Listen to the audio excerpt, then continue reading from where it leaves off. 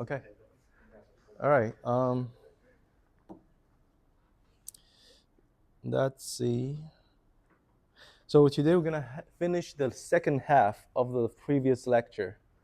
So last time uh, we finished correlation and optical coherence, and today we're gonna cover quantum coherence.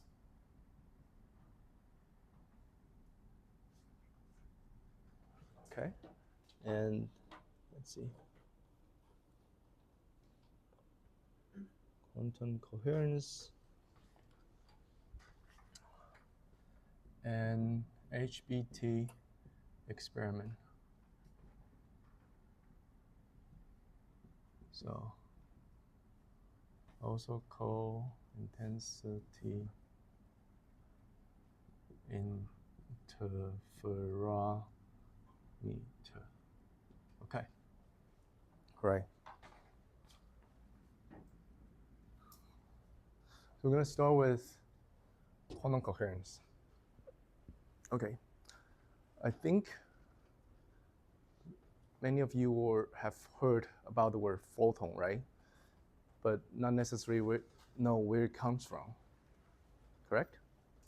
And you also heard about the quantization of the electromagnetic field, but don't know how it is done, right? So today we're gonna first do that part, explain the quantization of electromagnetic field, and then we will talk about photon, and then quantum coherence of light, okay? Right, because last week we talked about optical coherence of light, and that is just the classical aspect of it. Today we're gonna talk about the quantum aspect of it, and we'll focus on the particle part, right? The particle manifestation of light, and not involve condensation of the field. Okay, cool. So let me start with this. If you have a wave of atoms,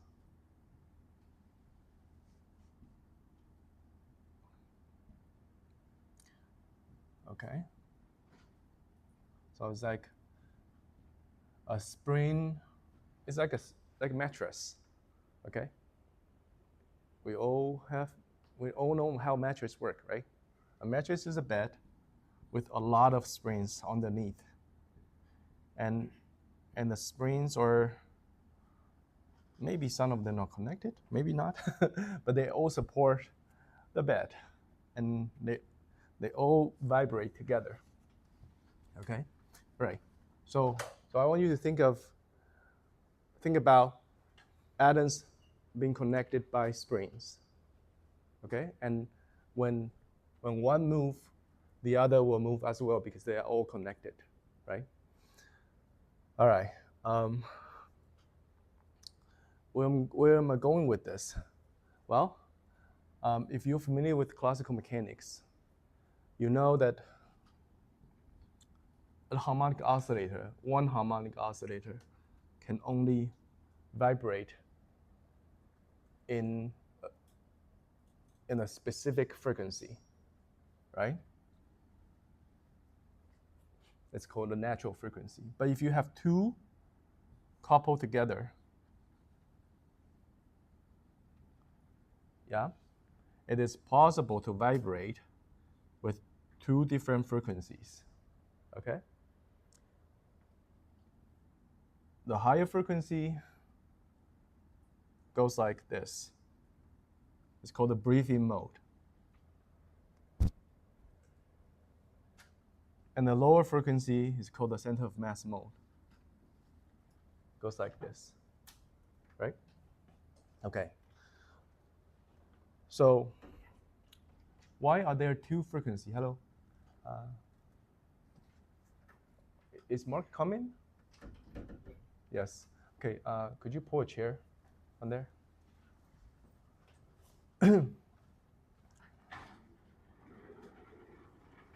So why are there two frequencies now instead of one?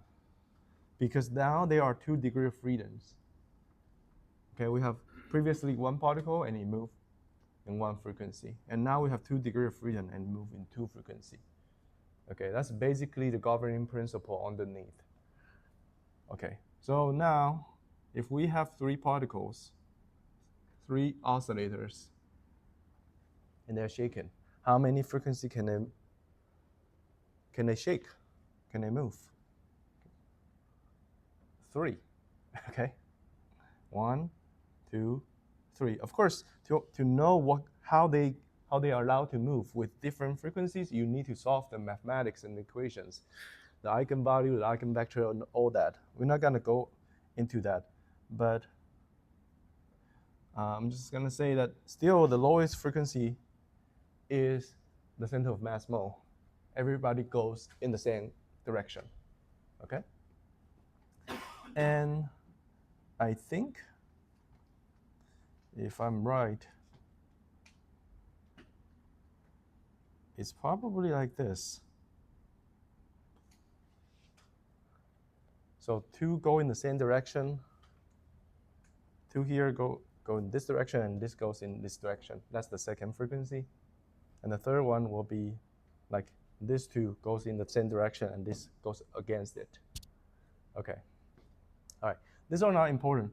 What's important is the message here is when you have more and more degree of freedoms, there are more than one way to shake. Yes?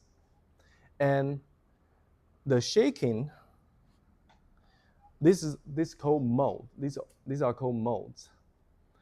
And these are related to the natural frequency of individual oscillators. But also it is, so this is a function of the individual oscillator frequency and also the coupling. Okay? So basically these 2 parameters make up omega 1 and omega 2. And so are this. Yep? All right.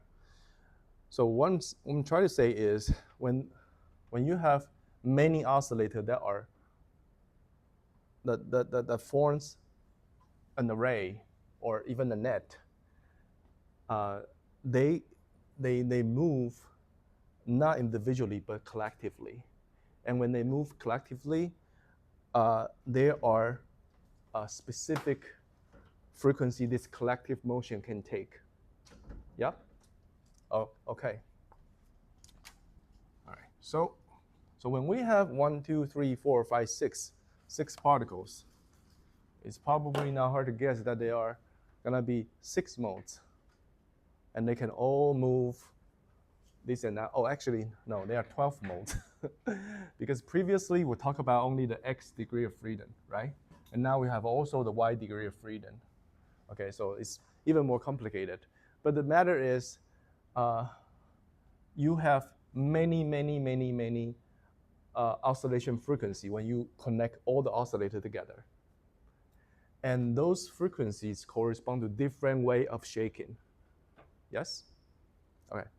So I want you to keep that in mind. And then now let's switch to electromagnetic field. Electromagnetic field we know is electric field and magnetic field are really 2 sides of the same coin, correct? Because we know how the Maxwell equation works like this.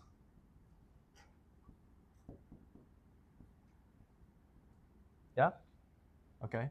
And here we have the charge turn, here we have the current turn, here we have the current turn, here we have actually nothing. Okay. Let me see. Charge, current, actually current induction, and here we have current. No, this can't be right. Here we have current, here we have the induction. Okay, and this is nothing. Let me just check my book.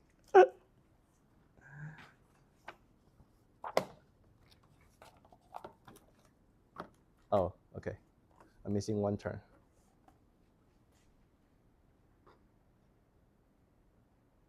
So here is also this, right? Yeah, I think that's it. All right. So these are the field that we're familiar with, electric field and magnetic field, right? But they are really just two sides of the same coin because they can both be described by something called the vector potential. Yeah, so these are the vectors. And they can, and E and B can be described as by the same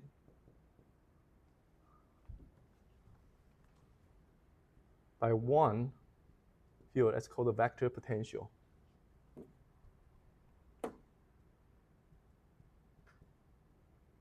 Yep. Okay. So now you can imagine that this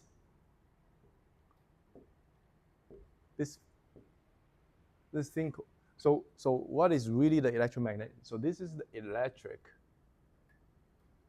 This is the magnetic. Right? And since they can be both described by the same field, I would just call this electromagnetic.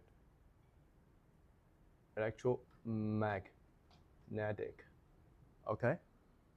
So it has two sides, the electric side and the magnetic side. The spatial derivative give you the magnetic side. The temporal derivative give you the the electric side, right? So I want you to think of a field as such, okay? And it has different values. Let me just for now ignore the polarization. It has different values at different points in space. X, Y, 1, X2, Y2, X3, Y3. Yes? Okay.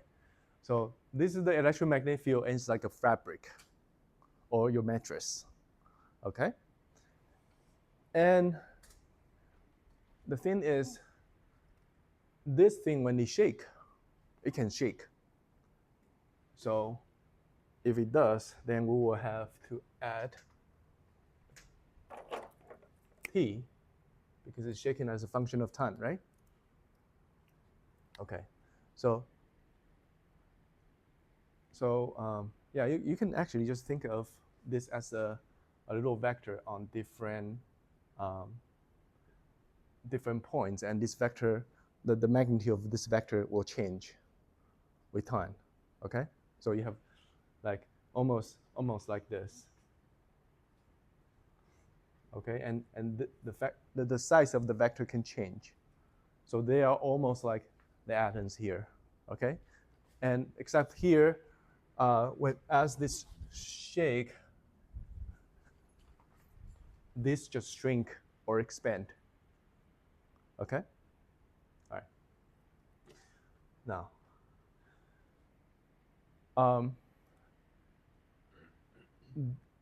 this describes how everything shakes together. So this basically describes the collective motion. Yeah. So instead of yeah, right. Anyway, so this vector potential describes the collective motion of the electromagnetic field, and when it shake, it can only shake in specific modes. Okay, so you also have modes: W1, W2, W3, many modes. Okay, yeah, right. So that's the classical picture of fields. It's the classical picture of fields. Now, when we talk about quantization, what do we mean?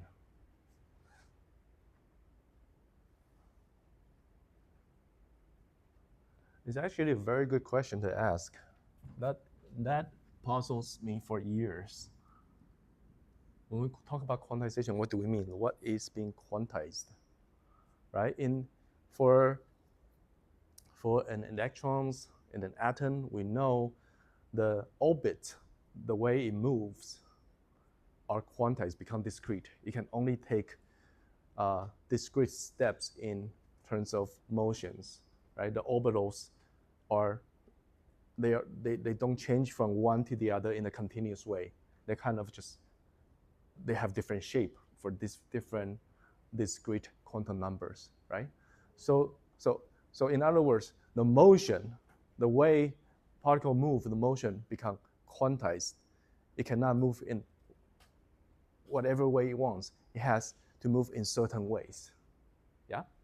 And when they move in certain way, it take also certain amount of energy. So the energy state that such a particle can possess, the energy such a particle can possess also become discrete. So these are the quantization of particles. Yeah? But when we talk about quantization of fields, what do we do here? We don't have, like a thing that moves, and like what do we do with this?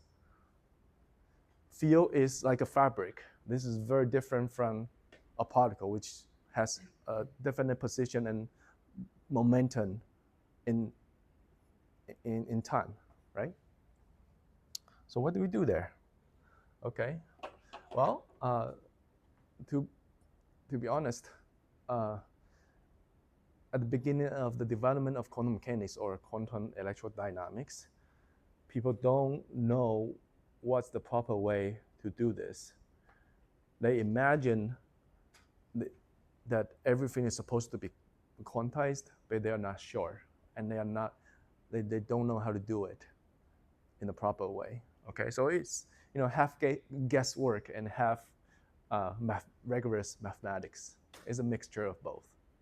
All right, and so people have to guess, how do we quantize a field? Just like when people try to quantize gravity now, without much success, people are also trying different ways to guess how to do that. They haven't found a good way yet, right? But back then, when they were dealing with electromagnetic field, yeah, also there was a lot of guesswork involved at the beginning, and eventually they succeed, and that was great. So maybe as you learned about the subject, you will feel like this is kind of ad hoc.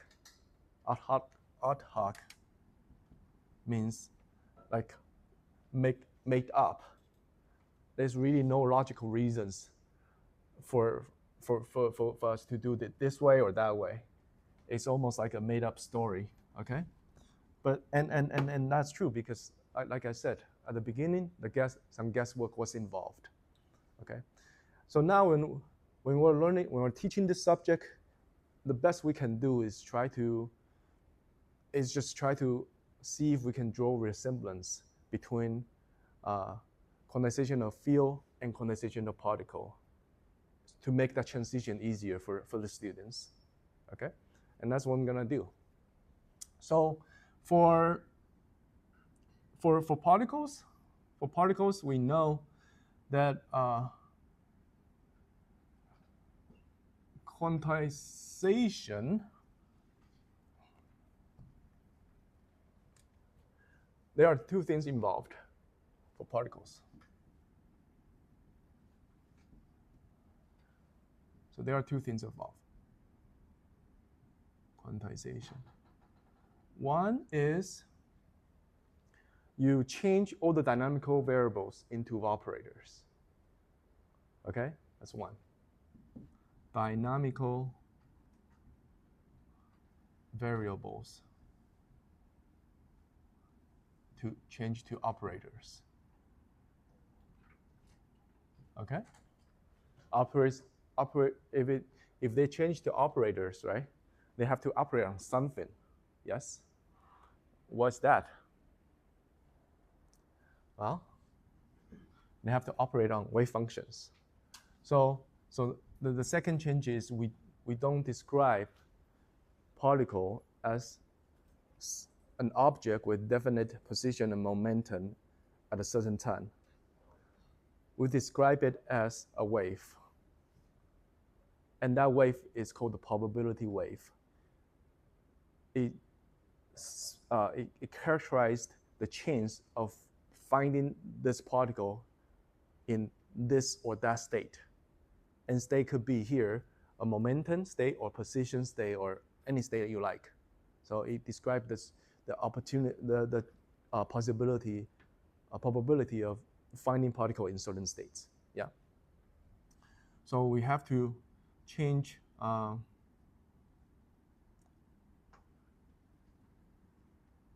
So ballistic motion to wave, and so the operator will operate on the wave function. And here the wave, let me be more specific, to probability wave.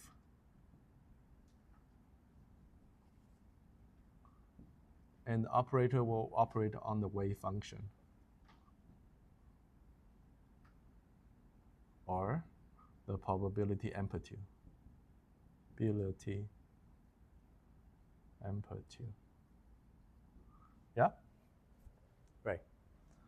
So formally, it looks like this.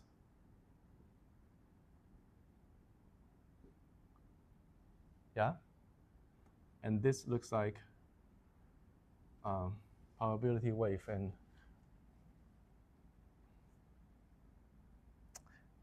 And sometimes we also use state to describe it. Okay. So let me just write something like this. Okay, state. All right. And the equations now, it's not Newton's equation anymore. It's the Schrodinger equation. But how does Schrodinger come up with Schrodinger equation? To tell the truth, he just guessed it. Okay? He guessed it. And that's really what physics is. We try to make guess about how nature works and compare with experiments and see if our guess works. So we make educated guess and see if that works. Okay? But let's try not to be so ad hoc, and let's try to see if we can make a reasonable transition. So in classical mechanics, we have F equal to ma, right? F equal to ma. Now, it is possible, so this is Newton's equation.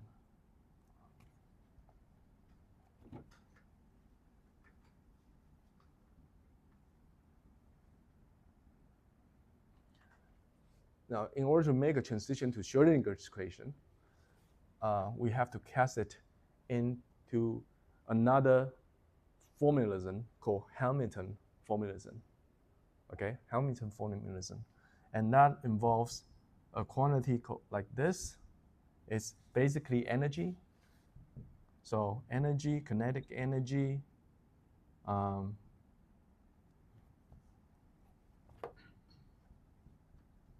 and potential energy. Oh, by the way, here. And potential energy, right? And then the equation that goes with this is called the Hamiltonian equation. Okay, I kind of forgot. That's bad. Let's see. Oh, that's embarrassing. I forgot. But it's two equations. Okay, it's two equations. Okay, now, so what we do here is, so Schrödinger take this Hamiltonian,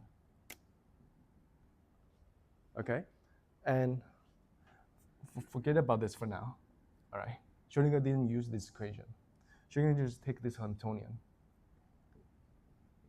and turn it into an operator, because this Hamiltonian contains all the dynamical variables, and it turns into a Hamiltonian operator by changing all the dynamical variables into the operator form.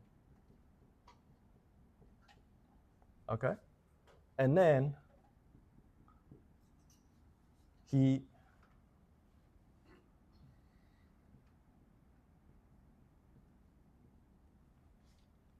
do this. He does this. This is the Schrodinger equation. Oh, sorry.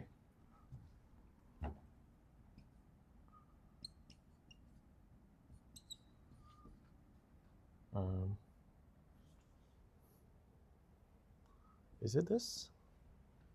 Oh, here. Right.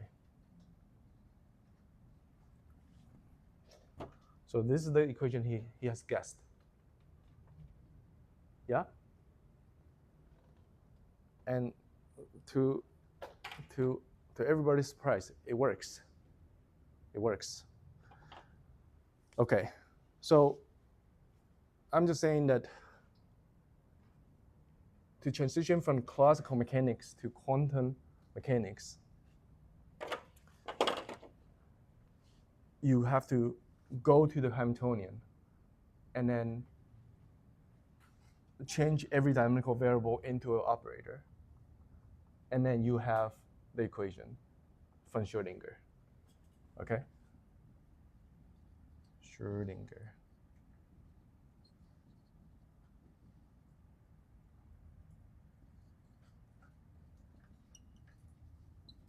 That's how quantization was done for particles. Now, how about fields?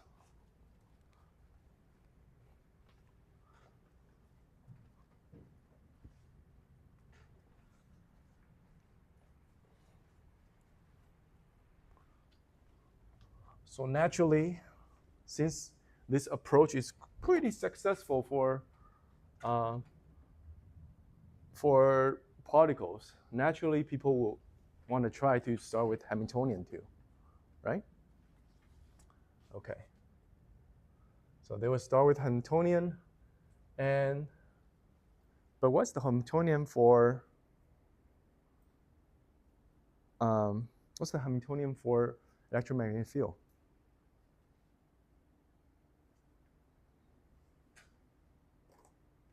There's a hint. Like I said, this is all guesswork. So the best we can do is to try to find hints and see if that leads to something. All right. So there's a hint. We know classically this means energy, right? So maybe that we will start with energy of the field. All right. So energy of the field. Some of us have probably learned electromagnetism in undergrad, and we know the energy of the magnetic field is basically the squares of the electric field and the magnetic field, correct? Now, earlier I said that the electric field and the magnetic field are actually two sides of the same coin, and that coin is the vector potential, okay, or the vector field. So it won't be surprised that this, instead of writing it in two dynamical variables, it can also be written in one dynamical variable, right? So the next thing we want to do is maybe we'll try to use this strategy to change every dynamical variable into operators, okay? So maybe we will just put a head on everything. Yeah? Okay. All right, so let's just keep it there for now. So that's the first thing we will try. Change everything to dynamical variable. The second thing is to change ballistic motion into probability wave, right? But electromagnetic field is already a wave. What do we do there?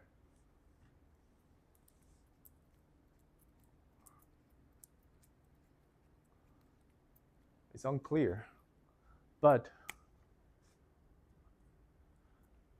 the thing is, we know that even for a wave, it can oscillate in different frequencies, right? So maybe it has different states, just like this, different states.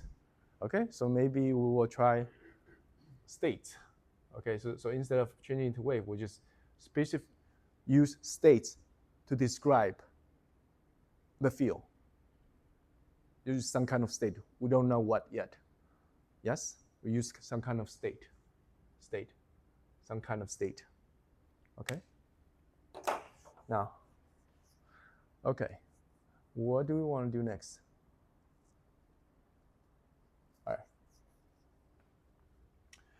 For electromagnetic field, we have classically the Maxwell equation. Yes. And quantum mechanically, do we have like a Schrodinger equation counterpart for electromagnetic field?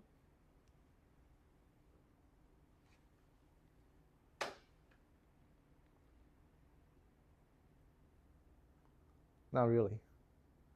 Okay, we don't. The Maxwell equation, what the Maxwell equation does is to make this connection. Okay, it tells you that electric and magnetic field are actually the same thing, different two sides of the same thing.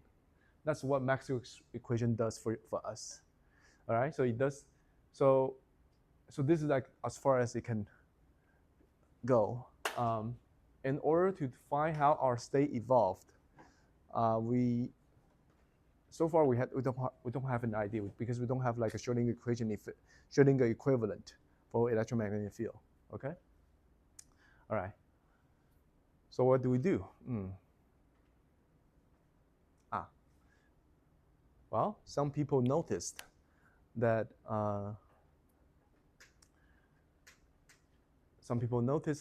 in this form of Hamiltonian, it's very similar to the quantum oscillator.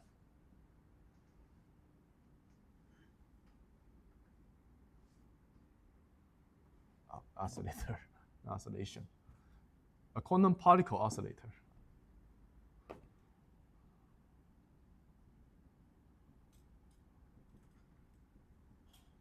Yeah? Some people find that if you have a harmonic potential, then your V is in this form. Yep. Or rather, let me just write this.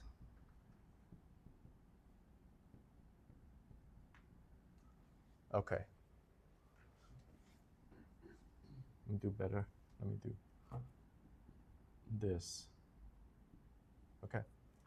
So this is the natural frequency of the oscillator, and this is the mass of your particle, right? So somebody noticed that this has very similar form. Oh, by the way, these are operators. They have very similar form. They have two dynamical variables with squares on it. That's very similar to this, right? So what they do is, oh, and by the way, this can be cast into another form.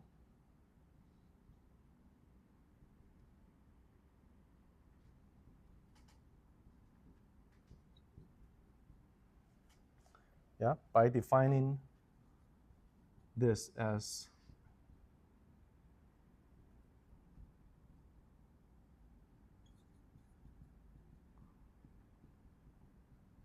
so by defining an operator in terms of the original dynamical variables, you can simplify this from two dynamical variable into two operators into one operator, okay? And the reason to do this is, okay, let me just draw on this point a little bit. The reason we want to do this is because we know that for oscillators, its momentum and its position changes all the time. It's not a constant of motion, right? If it's not a constant of motion, at this minute it's here, at this second it is this value, and the next second is another value. If it's not a constant of motion, it cannot be used to describe the state of the particle. In order to describe the state of the particle, we need something that does not change, okay? Right, so therefore it is necessary to change, to perform some kind of transformation, in this case, a linear combination of the original operators and make them into another form so that which will allow us to find the constant of motion in the system, okay? And so in this case, it is not a surprise that the constant of motion for an harmonic oscillator is the energy, right? This is also true in classical mechanics, because when we have an oscillator that goes like this slash back and forth in the harmonic trap, the kinetic energy and the potential energy, they exchange with each other, right? At this point, you have a lot of kinetic energy, but at the turning point, as you turn, you have zero kinetic energy, and everything transform into kinetic energy, converted to potential energy, right? And then as you slice back to the bottom of the well, to the bottom of the harmonic trap, the potential energy converted back to the kinetic energy. So the kinetic energy and the potential energy convert to each other. But the total energy in this case is not changed. It is a constant of motion. Constant of motion means something, some physical quantity that does not change as the system evolve. It does not change with time as the system evolve. Okay, so in this case, we see that the energy is the constant of motion in this case, and therefore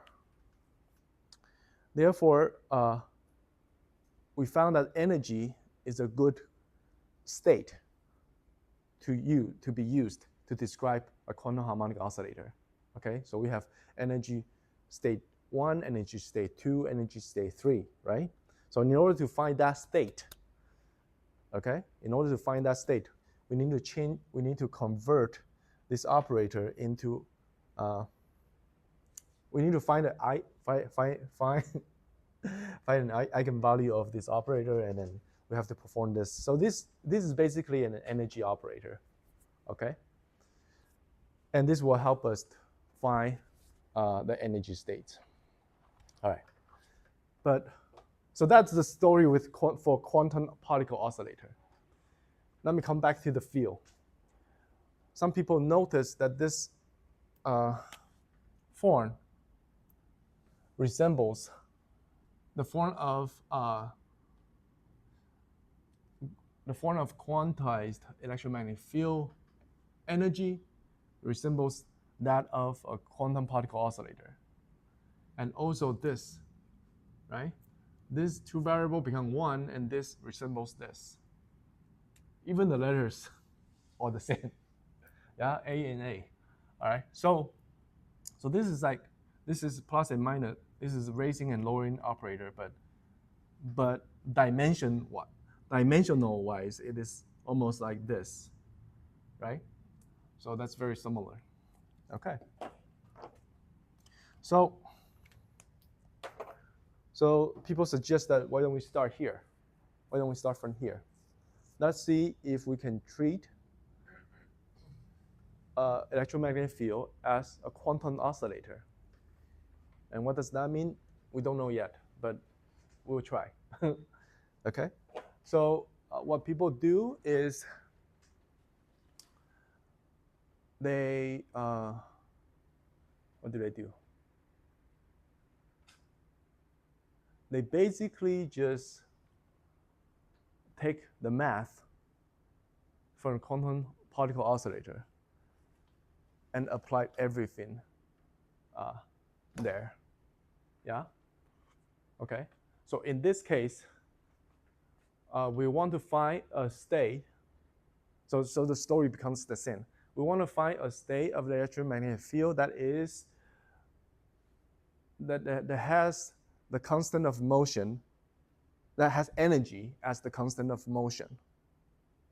Yeah, that has the energy as the constant of motion, and so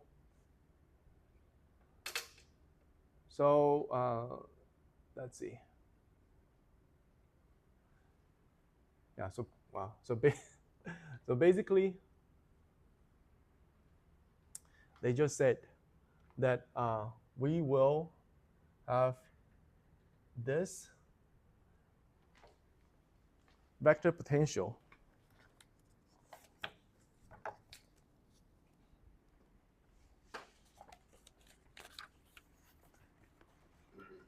since we only care about the energy eigenstate, it is only the energy operator that will concern us at this point.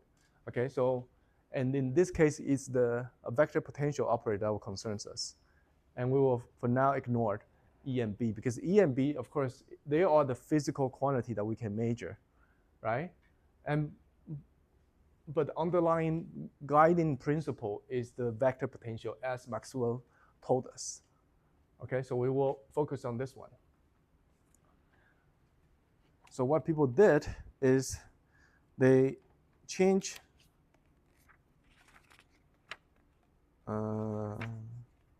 I want to give you the full,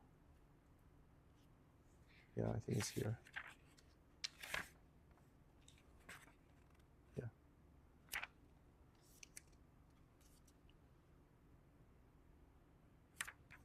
Okay.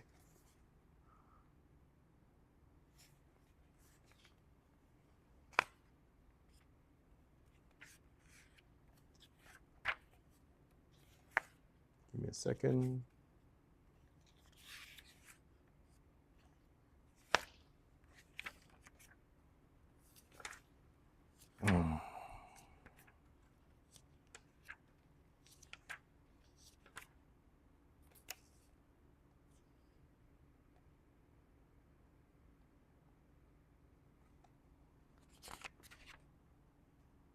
Oh, great.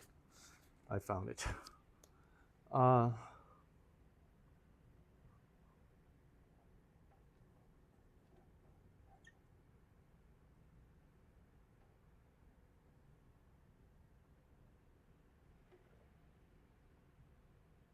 Okay.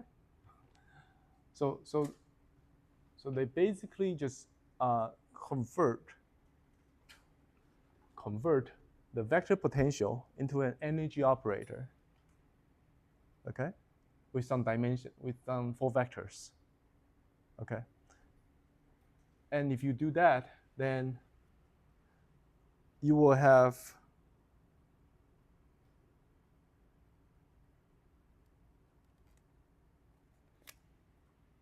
of course there is also a raising up.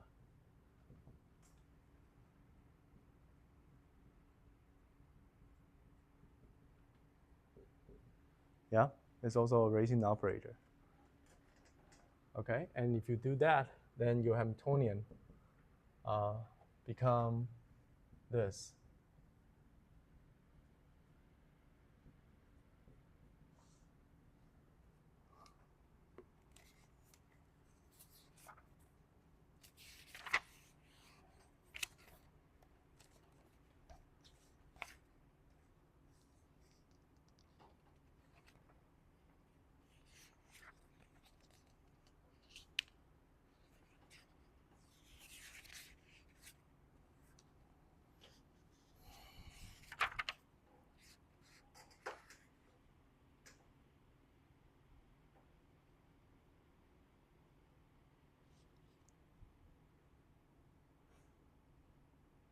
Okay, sorry.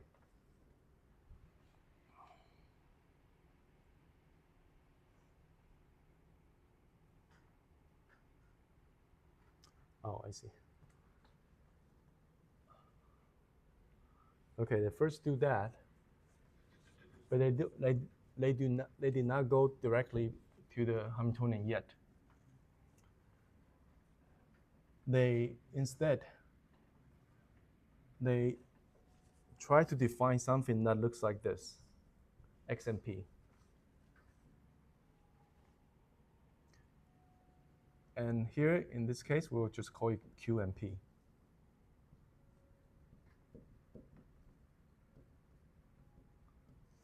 Okay, Q resembles the position, and P resembles the momentum. Okay, these are not physical operators for the field, just so you know. These are not the physical operator of the field. This is just to facilitate the math. Okay? And then when they do that, when they do this,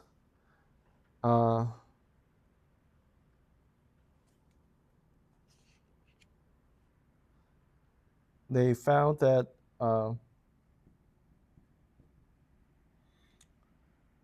they found that they can write the Hamiltonian.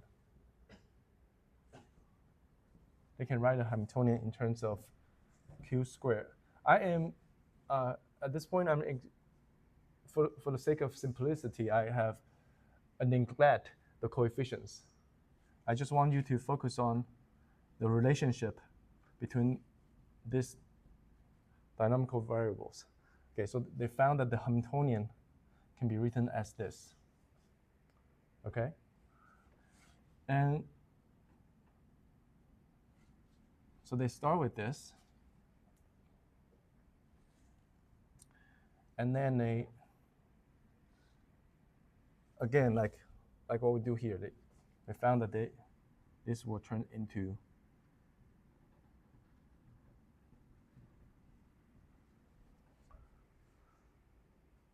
a form like this. Okay. All right. Now, so now we have something that is in parallel to the quantum particle oscillator.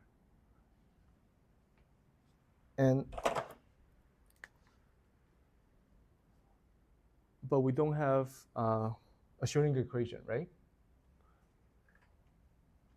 And we will not be bothered with that because right here we don't have a particle that moves in the well. It's not like that.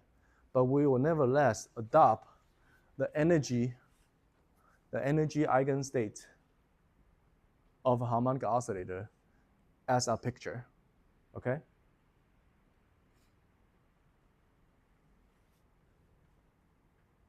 Like I said earlier, we talked about the constant motion, and for quantum particle oscillators, the constant motion is energy. The ground state energy is this. The first excited state energy is this plus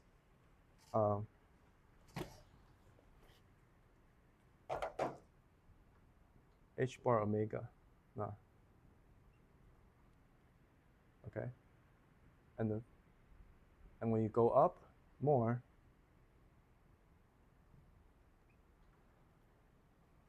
you have this. Okay. So right now we will adopt this. We will adopt this picture, and we'll see if we can use it for the electromagnetic field. Okay. So if we just use this picture, and then, by the way, so the state here is something called N, and the energy that it corresponds to is N plus 1/2. All right. So as we adopt this energy eigenstate picture from the quantum particle oscillator, the interpretation here becomes my electromagnetic field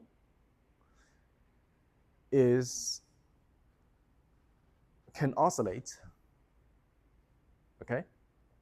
That makes sense, right? We know that the electromagnetic field can oscillate even classically, right?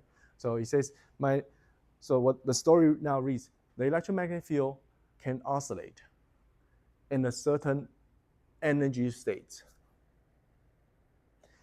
and that energy state or have discrete values, take discrete values, which are described by this. Okay.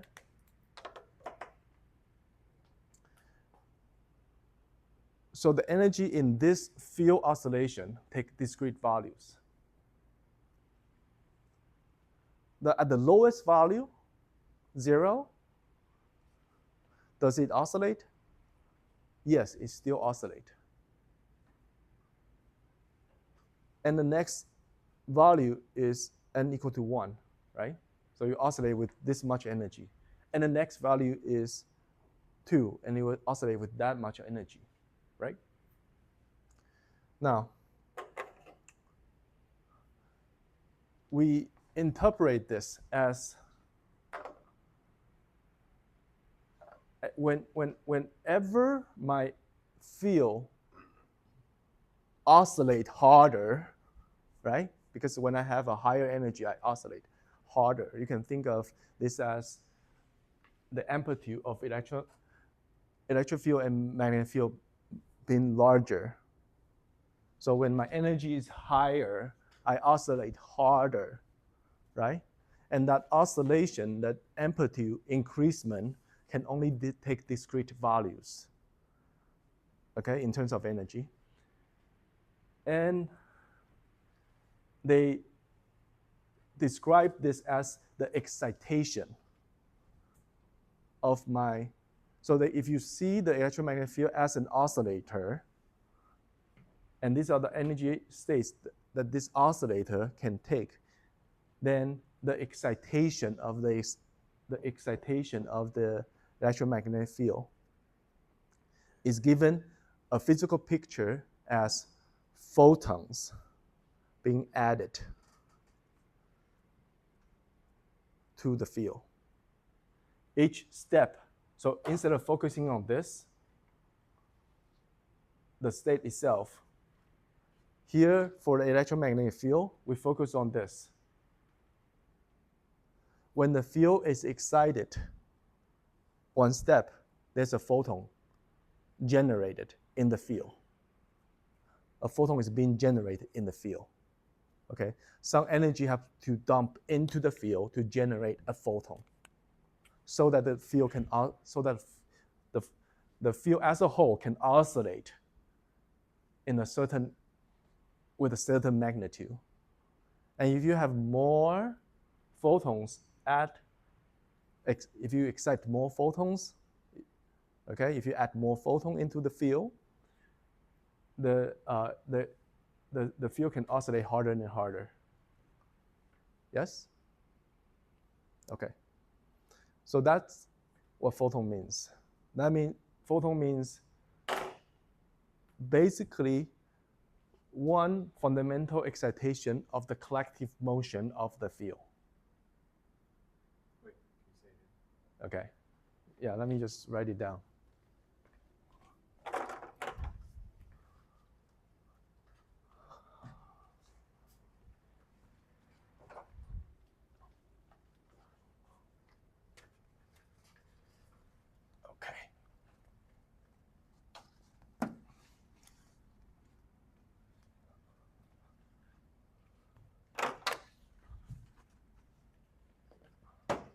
That was 4, and this is 5. Photon is, according to our definition here, so we define this as photon mathematically. Okay? Mathematically, we define that as photon, that excitation. But physically, the physical picture of a photon is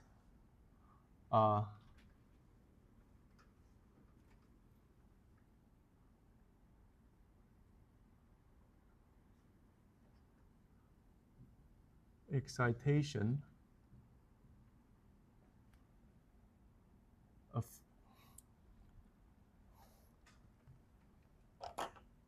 a fundamental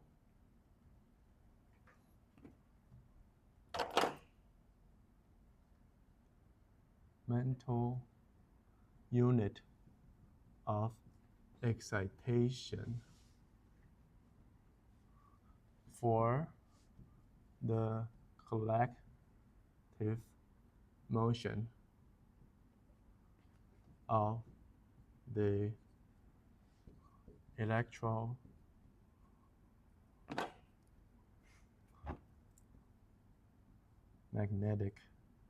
field.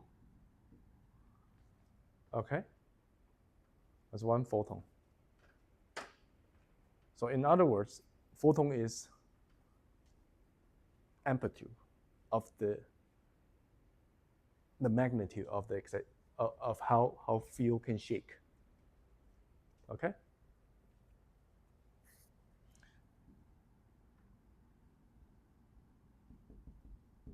Magnitude. So what is quantized now here?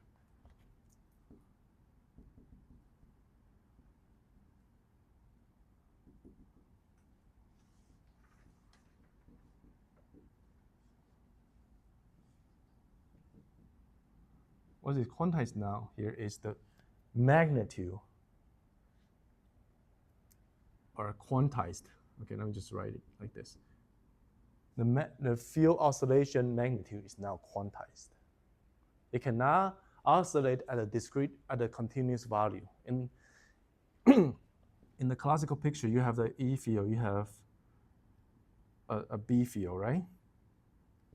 Okay, so when we describe a magnetic wave, the E field and the B field can have they can take a continuous value of amplitude for the E field and the B field, but now it's not like that. They only take discrete numbers. Okay, and how big that is, that depends on how many photons are in this field. Okay. Now, what about this picture of photon being like a energy capsule, and that carries energy and move energy from this place to that place? What about that picture? I mean, that is after all a very popular picture that people adopt, right? What about that? Is that wrong? Or can we understand that picture in the context of this? Yeah? Okay, well, first of all, I want to say that here, the oscillation, the collective oscillation I mentioned here is single mode. Okay, so when you have single mode oscillation of the field, it spreads all over the place. Yes? Because single mode is, even classically, a single mode is this, right? So it's a sinusoidal oscillation of the field amplitude. So if this is space, the field amplitude here, x1, field amplitude here, x2, field amplitude here, x3, they oscillate from positive values to negative value and from big to small, right? And this extends infinitely. That's what is called a single mode. So here apparently we're talking about a single mode, the fundamental excitation of a single mode, right? When we talk about fundamental excitation of a single mode, then spatially it is all over the place. It covers the entire space. Okay? Yeah. So what about that picture? So the first thing we want to remark is, in terms of the fundamental excitation, in terms of a pure photon, it is not localized. Okay, it's not like an energy capsule that is localized in space and time, and it moves like this, like a bullet. It's not. Okay, so that's number one. Lesson number one. Okay. This number one, or remark number one.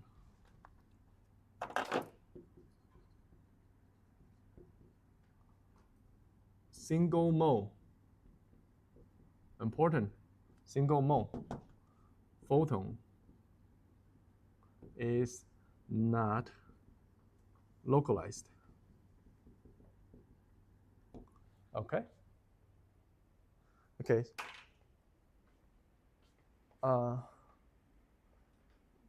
By the way, so it is actually very funny because here we do not use any equation of motion, but we are talking about like quantum mechanics of the field. It's kind of funny that we can do that. Okay, but let me. Okay, I erase this because I want to come back to the field. So now after defining, so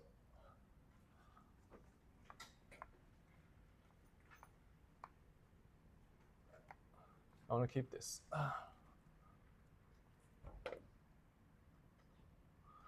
Okay. So remember at the beginning of this lecture, we talked about collective motion. How oscillators, when they are coupled together, they oscillate collectively with certain modes, right? Different frequencies. And we talk about electromagnetic field. Yeah. So this can be understood in classical terms. It is the fundamental unit, the discreteness, okay, or discrete excitation that takes quantum mechanics. Okay. Now I want to come back to the field.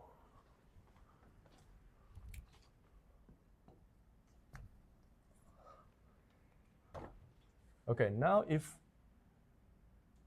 we define A as this operator, and actually there are, okay, let me just write it. So it just turns out that remember I was writing this.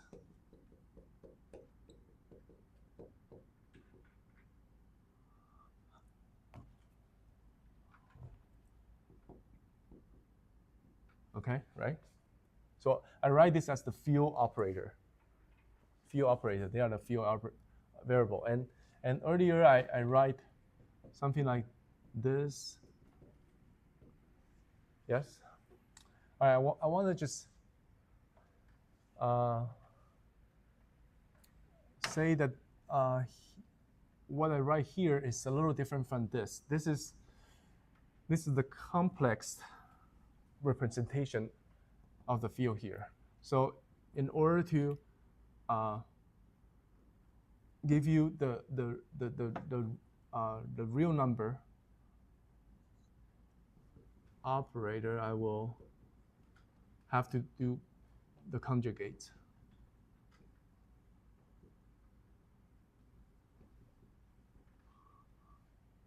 Okay, and I thank you for being so patient because this is difficult.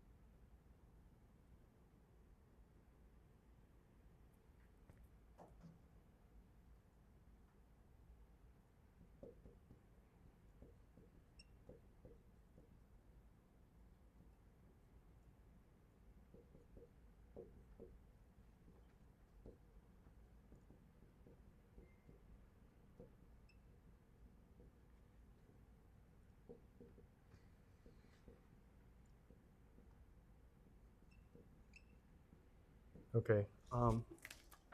The reason I'm writing down this is because I want you to see for yourself what it looks like, the complete picture of the quantized electromagnetic field. Okay, of course you will not use this for any of your experiment or your lab report, but just for educational purpose, I want you to see that this is how it looks like. So after that raising and lowering operator is defined and all that business was done, we have we can write the field operator in terms of this, okay? And then when we try to measure the field, it is we do this. We take the expectation value of this field operator and whatever field, whatever state that we have, we do this. Okay, so this is the electromagnetic, this is the electric field, and this is the magnetic field. Okay, and let me just say that if we have laser, yes, if we use quantized electromagnetic field to describe laser, what will it look like? What will it look like? What kind of energy states would it have?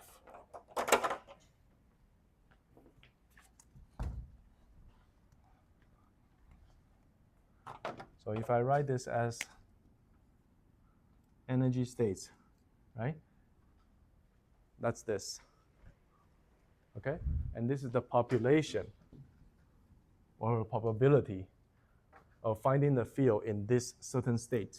Because since you can have quantum superpositions, you can have a superposition of a number of these states, right? So what will laser look like? A laser will look like this. It has a distribution with, it has a distribution of energy eigenstates.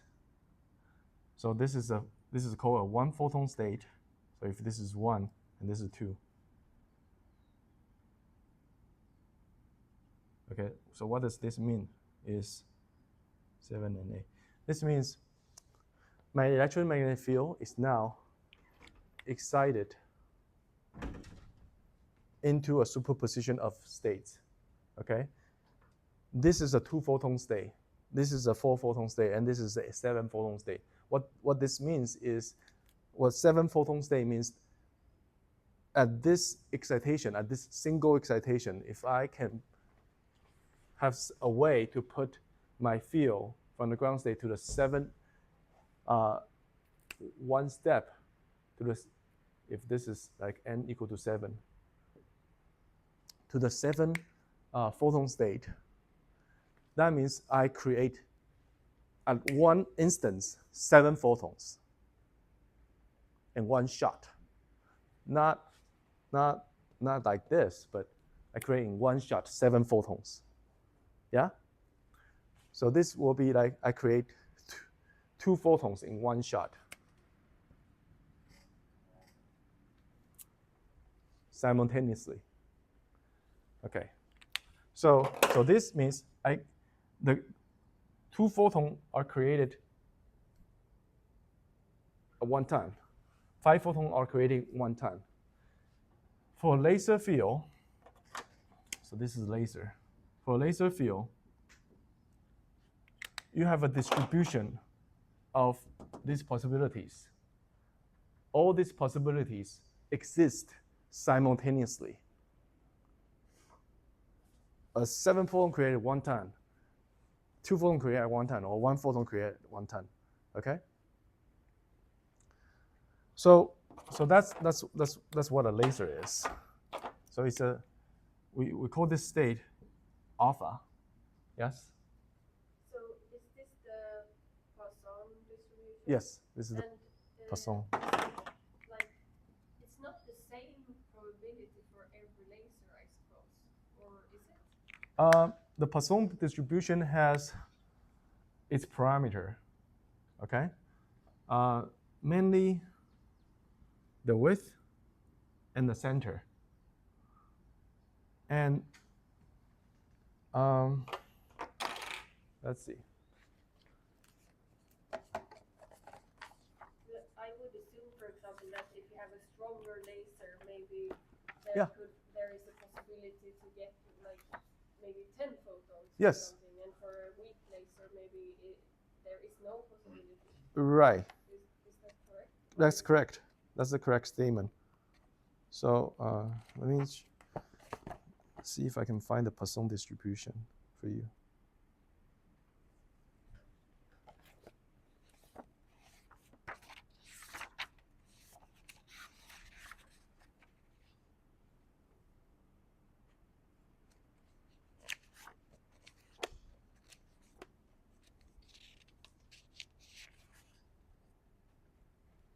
Okay.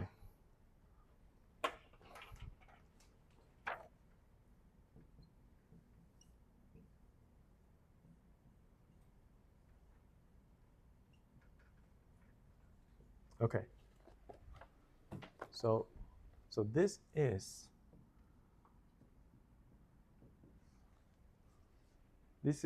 the so-called Poisson distribution. It is characterized by one parameter.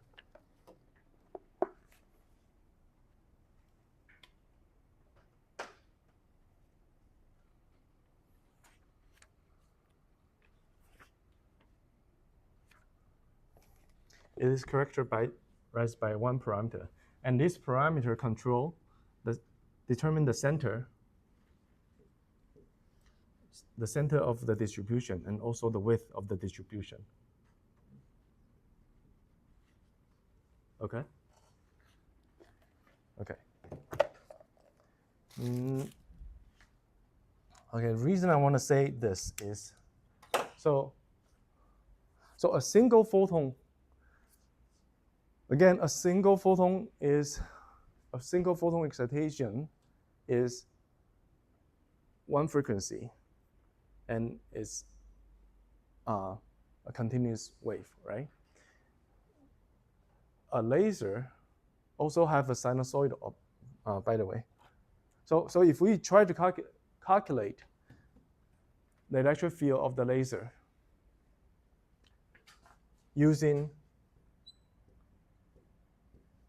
this Poisson distribution for the photon numbers, then the field we'll get is this.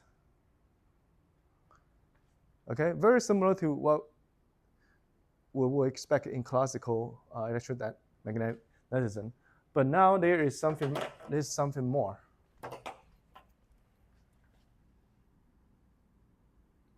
It has, instead of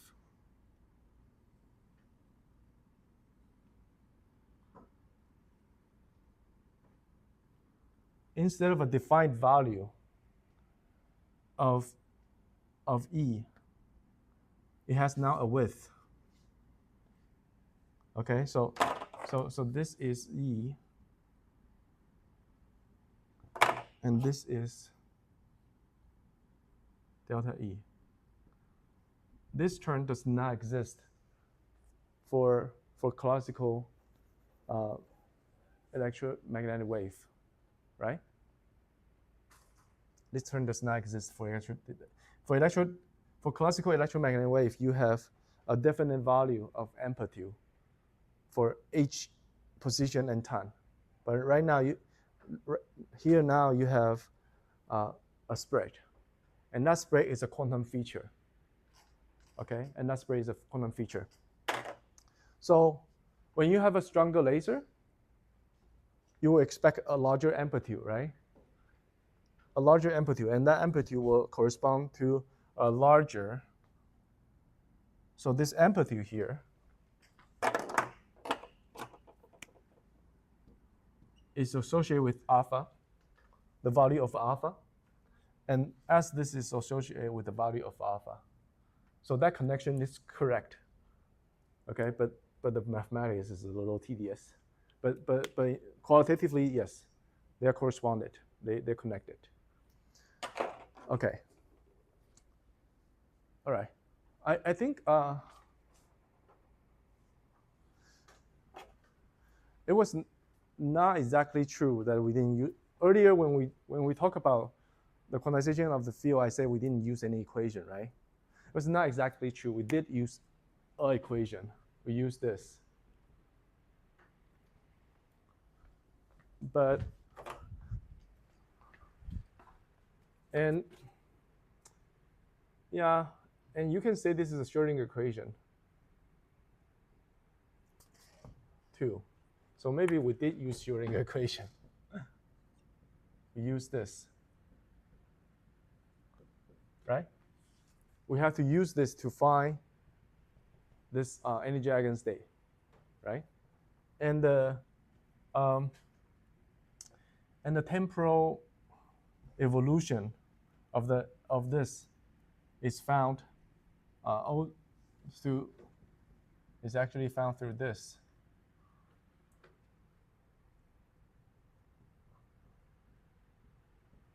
So this is the temporal evolution. So that's where this comes from. Okay. And this gives us the energy eigenstate. Okay. So I guess we did use Schrodinger equation. As we adopt all the math from the quantum particle oscillator, we implicitly use the Schrodinger equation, right? Okay. All right. Now come back to the field. What I want to say here is, remember earlier we talked about collective motion, right? Collective motion, and I used the word mode. Yes.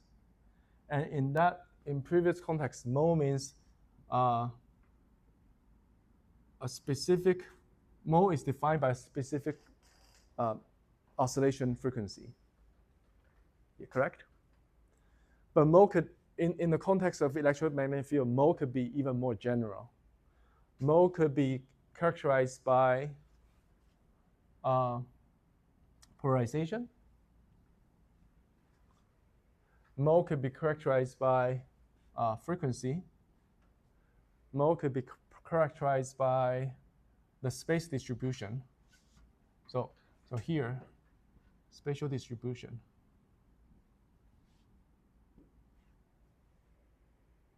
Okay. So for electromagnetic field, because it has so many degree of freedoms, it has to describe the mode for electromagnetic field, there are even more parameters. Yes? Okay. So that means this mode that we talk about here. So for quantum oscillator, we will only use the oscillation frequency to define its mode. But really, for electromagnetic field, it is this. It is defined as certain polarization. If you have a different polarization, it's a different mode, right?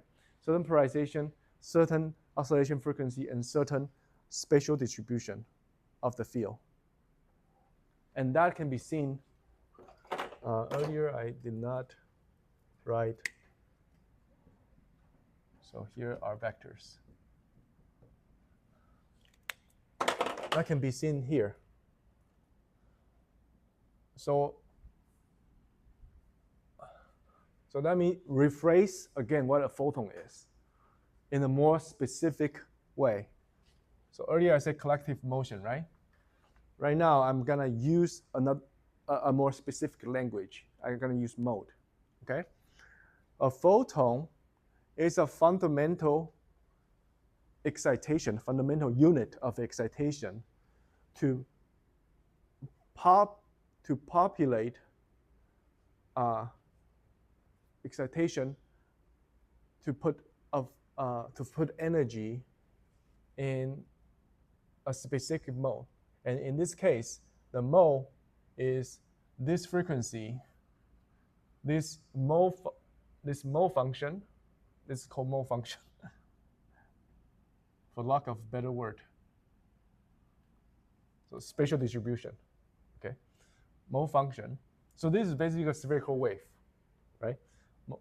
To put energy into this mode function, this frequency, and this polarization. Okay, that's what a photon is. To dump a fundamental unit of energy into this mode. Yes? Okay. So it will take some time to get used to this language. Okay. Now, these are all the hard part. Let's come back to our experiment. So let's talk about quantum coherence. Now that we have quantized electromagnetic field, right?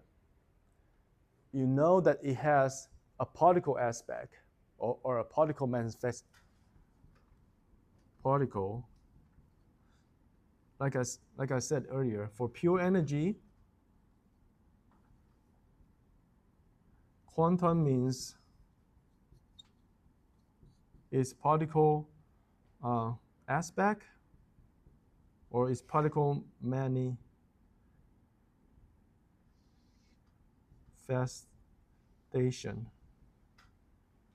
Yeah, I don't know what is a better word, but it's like the particle side of it. Okay. So now, in terms of the language we just learned, this particle side, this particle obviously means photon. And what about photon? It is the photon statistics that we care about. Okay? And in a sense, it kind of makes, in a way, it kind of makes sense because the photon statistic give us the superposition, how the electromagnetic field is in a quantum state, and that quantum state is described by a superposition of different photon state, right? And so photon statistics in this case is for the laser is the Poisson. Photon statistics is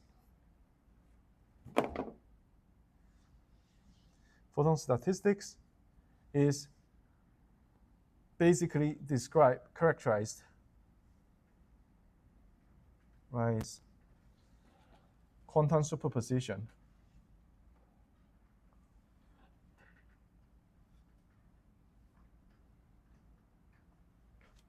of the electromagnetic field.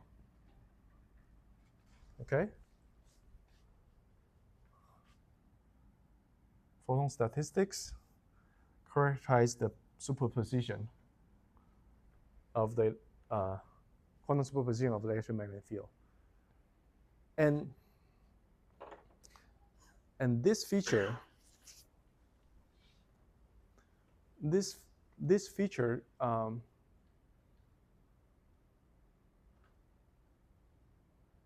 cannot be measured through an interferometric experiment. Okay? All right. So if I have a one photon state, okay? This state is called a one photon state, n equal to 1, as opposed to a superposition of many photon states. Now, if you have a one photon state, what does that mean? You still have the same sine wave, right? Because the mode function is the same. Okay, so you still have the same sine wave. So in terms of the spatial and temporal dependence, it's very similar to what we have here. Okay, of course the electric field expectation value and the width will be very different. Okay, but that's beside the point. I'm just saying that in terms of the mole function, the single photon field, the single photon state has a mole function that is very similar to what the laser has. Okay, and if you send them through an interferometer and try to do an interference experiment, you will find the same result. You'll find fringes, because the fringes are from the mole function, right? You'll find fringes, and the fringes will have a periodicity of 2 times half lambda. We'll have a periodicity of half lambda. Okay. So what I'm trying to say is the interferometric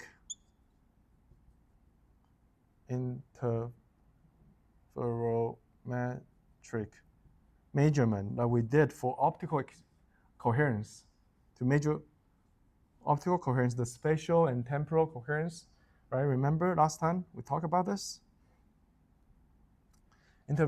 Cannot distinguish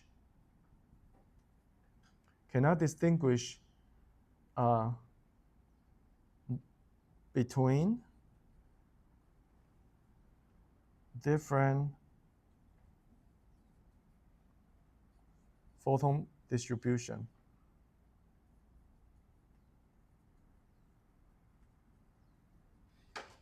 Okay, at least you cannot discriminate between this state, between the laser state, which is called the coherent state, or the single photon state, which is also called the Fock state. Okay? So recognizing that,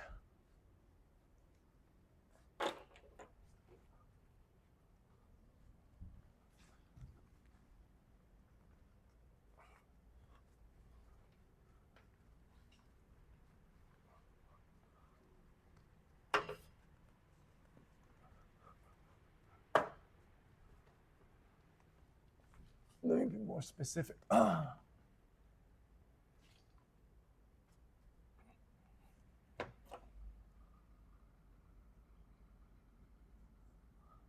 Let me be more specific. That fringe that we talk about, right? That has to do with the first order coherence function, and that is this. Remember, last week we talked about this. Now, of course, this is a classical coherence function, but we could also have a quantum counterpart for it, and it will look the same. Okay, so the quantum counterpart have a different name. It's called G, and it's basically just this. Okay, so this is a time average or space average, and this is the expectation value. Okay. Now I want to point out that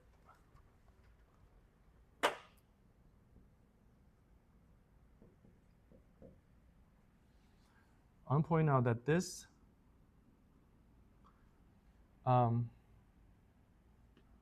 it has no the E operator is raising and lowering, right? It's raising and lowering. It does not have the reason it cannot distinguish, the fundamental reason it cannot distinguish between a single photon state and a coherent state is because it does not have a number operator. Okay, and what is a number operator? A number operator is this. A number operator will will tell you how many photons you have in certain states. Okay. So if you want to have something that depends on the photon statistics, that something needs to talk to the number state. Yeah. So it needs to have a number operator. And first order coherence function does not have a number operator. It has only a raising and lowering operator. In order to have a number operator, you need to go to the second order coherence function. Okay? And this will look, I think,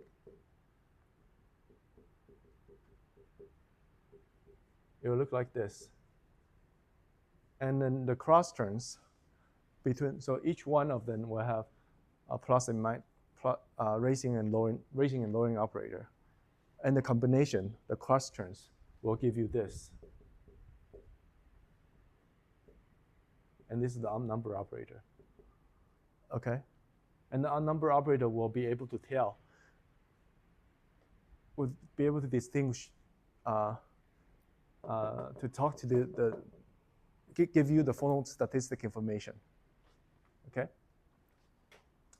All right, so that's why in order to see the quantum coherence, in order to see the quantum because all the quantum aspect about electromagnetic field is in its photon distribution. And in order to see that distribution, distinguish one distribution from the other distribution, we cannot use this measurement. We need to use another measurement that correspond to the second order coherence. And this second order coherence is the quantum coherence for light. Okay? For particle, it is the first order coherence. That characterizes the coherence for particle, quantum coherence for particle. Okay, so this is quantum coherence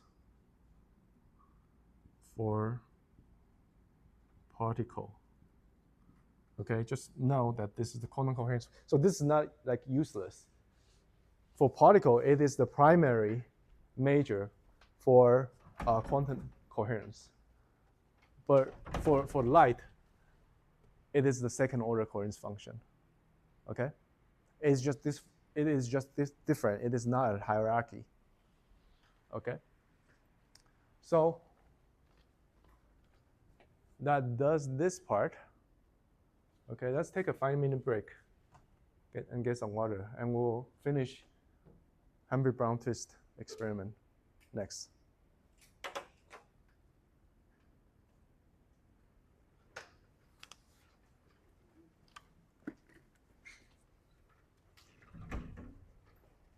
What's the difference between complex conjugate and the raising operator? This is called Hermitian. This is called conjugate. Sorry. Hermitian conjugate. Yeah, Hermitian conjugate. No, it's not Hermitian conjugate. It is conjugate. Conjugate is for operators. Okay. This is called it's also called conjugate. It's called complex conjugate. Okay, complex conjugate. All right.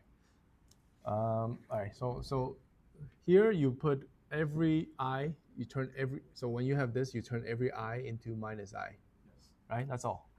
Here you turn. You do two things. You turn every I into minus I, and you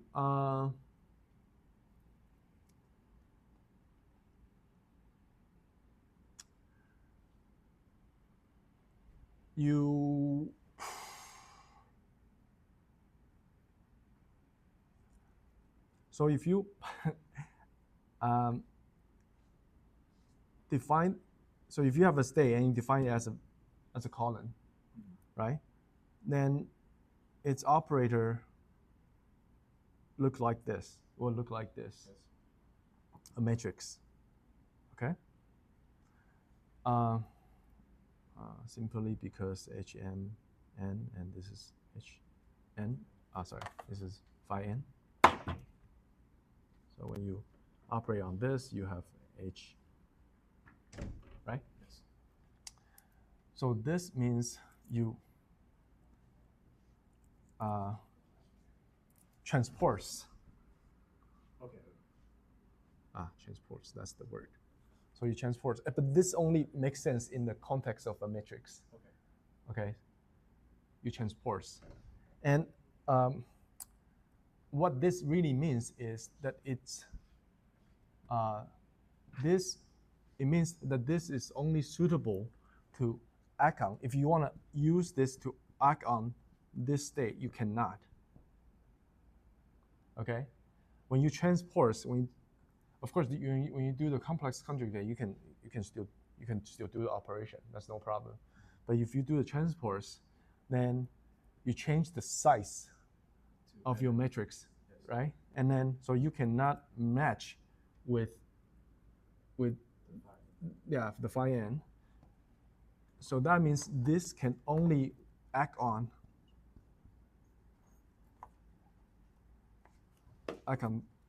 this row vector. Okay. So it's just for mathematical Reason, yes. Okay.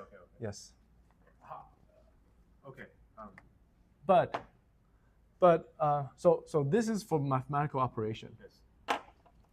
But this actually has physical significance because when you have, for example, this in here, here you have this, right? Yeah. And when you have atom interacting with light, this means I think this means absorption and this means emission. This part will contribute to the. Of course, this is a real operator, so you will have both part. But I'm just saying that.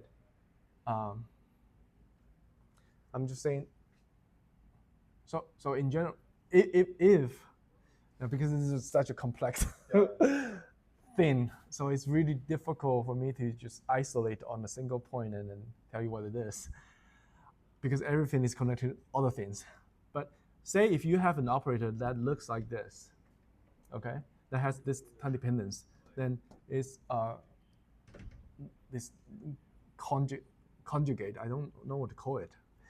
Its conjugate will give you minus and minus. And why would this represent emission? Because when you have atoms interacting with light, you will have an operator that couples the atomic degree of freedom and the electromagnetic wave field degree of freedom. Okay, and this will have a certain frequency, like a transition frequency.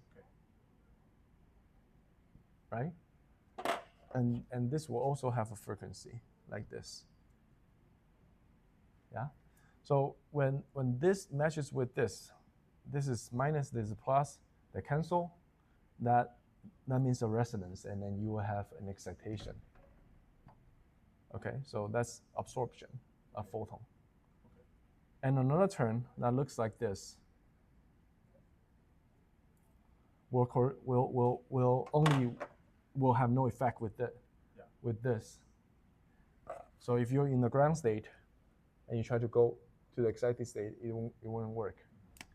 And you will only have effect with this. And this describes an excited state going down to the ground state. Okay, so this is used in the context of absorption of photon. And this is emission of photon. Okay, therefore you need both terms. Yeah. Yeah. Sorry, I couldn't do a better job explaining this. but for as far as you're concerned, you can just see them as like a complex conjugate equivalent. Yeah, that's all. To keep everything real. Okay. Yeah, so this is the reason we want to have conjugates to keep everything real, right? So that we can use either real formalism or complex number formalism for E. The same with this. If you want to use the real formalism for this, that works. But if you want to use complex formalism, then this will just remind us to do this conversion. Okay. Yeah. So the purpose is just to keep whatever comes out a real number. That's all. In what scenario do we use linear algebra? The linear algebra. Because when we're solving for like EM, this is x and t. Huh? X, y. Like for example, we're solving for electric field. Right. We usually just use x, y, and t. Right. So in what scenario do we need when we look at the yes, that's a good question. So you're basically asking, what's the reason to even quantize the field if we can describe the field already like this, Yeah. right? Yeah. There's really no need. Like, why do we go through all this math and describe the same thing with another language? Okay. The reason this becomes useful is in the context of electromagnetic field is light matter interaction.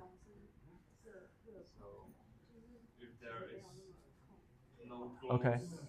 So when you have light matter interaction, whether to quantize the electromagnetic field or not, give a dramatic different effect.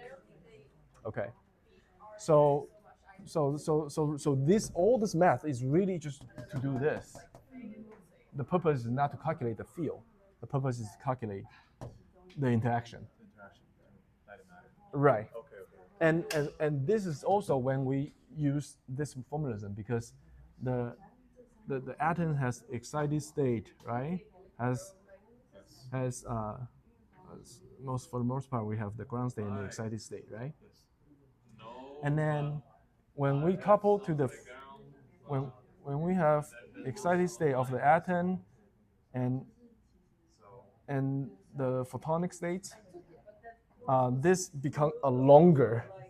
So what I'm saying is this Schrodinger equation determine how this probability amplitude goes up and down in time, right? And yeah, because everything is a superposition of some kind of eigenstate, and it's of C, right? It is this one that depends on time. This is fixed, right? So all the dynamics is in C. So in principle, you can, as long as it's discrete, and in quantum mechanics, it always is discrete. So you can collect your state. You can collect the C of all your states, C1, C2, C3, right? And you can describe this with just these numbers without specifying what the eigenfunction should look like. Okay, and you can describe your Hamiltonian, but to calculate your Hamiltonian, actually you need to use this. The Hamiltonian is describe the transition between one eigenstate to the other. Okay, and that's this. Okay, so you can cast the entire Schrodinger equation into its amplitudes, and use matrix and amplitudes to calculate how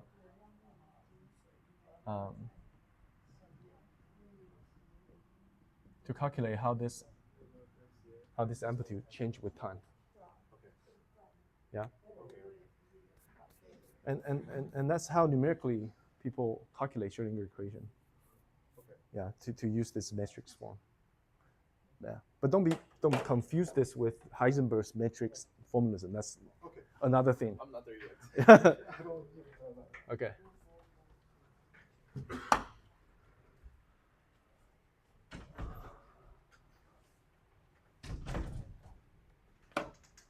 All right.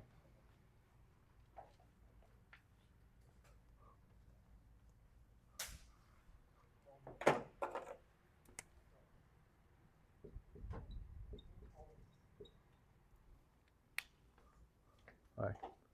So I hope you will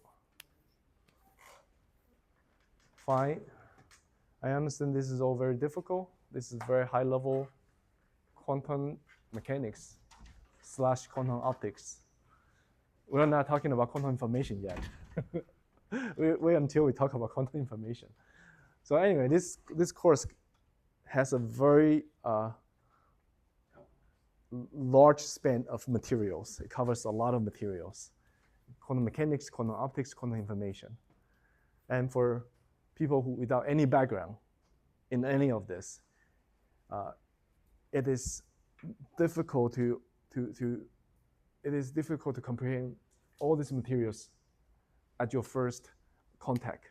So if you feel like this is a little hard to chill, it is perfectly normal. Okay, it is perfectly normal. And my job here is to help you get the gist of it, try to see the logic behind it. Okay, so you don't need to know how to reproduce all these calculations or understand every details. Your job is to follow the lead and see the logical connections between this topic and that topic and how everything is logically connected. If we can do that, that's already a success. Yeah? All right. So we talk about quantum coherence for electromagnetic field. The quantum coherence of electromagnetic field needs to be characterized by the second order coherence function. And the reason is because only this one contains the number operator. And the quantum mechanics, the quantum feature of electromagnetic field is in its superposition of the photon states.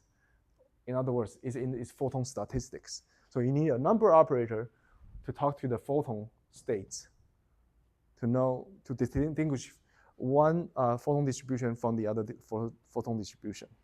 Okay. Can we turn the AC temperature down by another degree? It's hot. All right. So the second part is Hamby-Brown experiment. And why is this experiment of any significance? Because it was the first experiment that triggered. So in the history of quantum optics,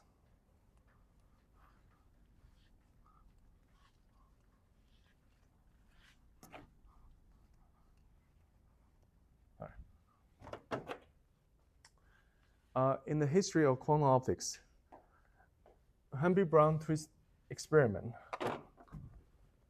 is the experiment that motivate people to look at the second order coherence. Previously, we all focus on the first order coherence function.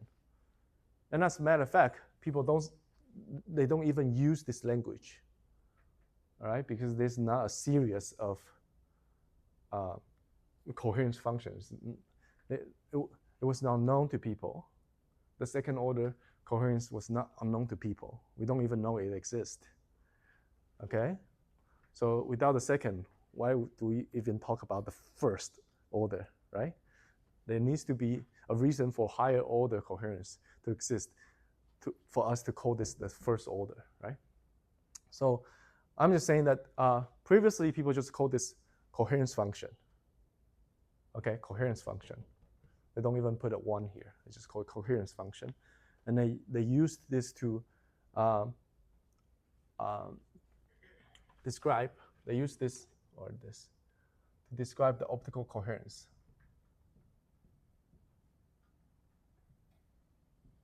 Okay, it was Humphrey-Brown's twist effect. Humphrey-Brown twist experiment that inspired people to look further into higher order coherence. Inspire people.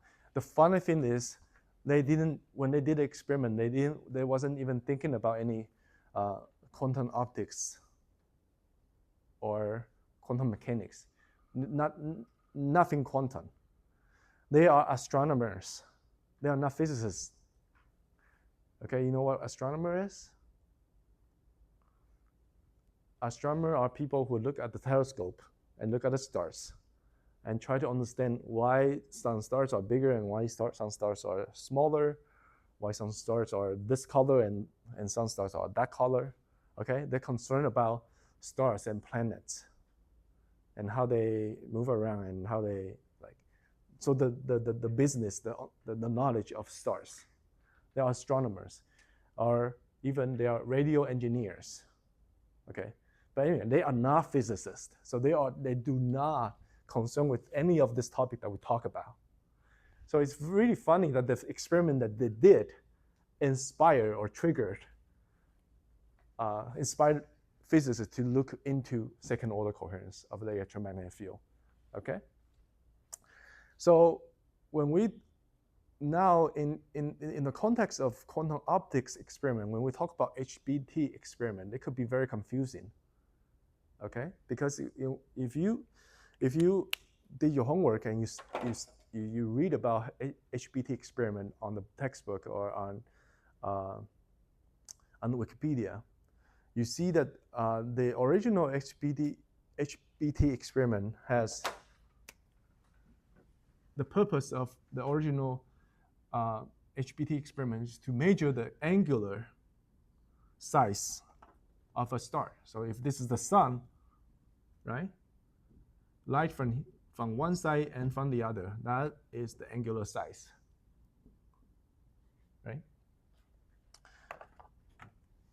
Because we don't know the distance to the sun, so all we can measure is the angular size, the angular spread of a certain object in the sky. We don't know its actual size unless we know the distance, right?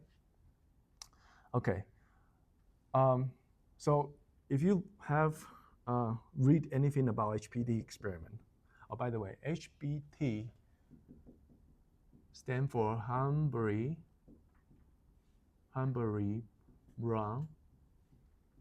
and twist. These are two guys. The first person has his last name, Humphrey-Brown.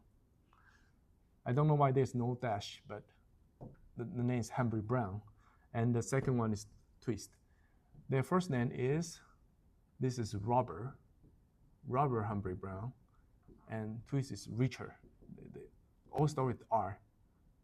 Okay, so Robert Humphrey-Brown and Richard Twist, they're good friends. And the original HBT experiment concerned with, radio telescopes, and they try to measure something. They try to measure the angular size of the star. And if you read this, you'll be probably very puzzled. What does this have anything to do with the experiment I'm doing right now? Yeah. And you'll think, okay, probably the geometry of this resembles the geometry of my experiment. But then when you look at the physics, you become confused again, because in your experiment you're asked to measure some kind of photon statistics, right? But when you look at the original Humphrey-Brown twist effect experiment, there was no photon statistics mentioned. The purpose of this experiment was not even to explore photon statistics. So you will become what I'm saying is you become very confused when you read the literature about Humphrey-Brown twist. So the opening statement I want to make is that they are not physicists. They are astronomers,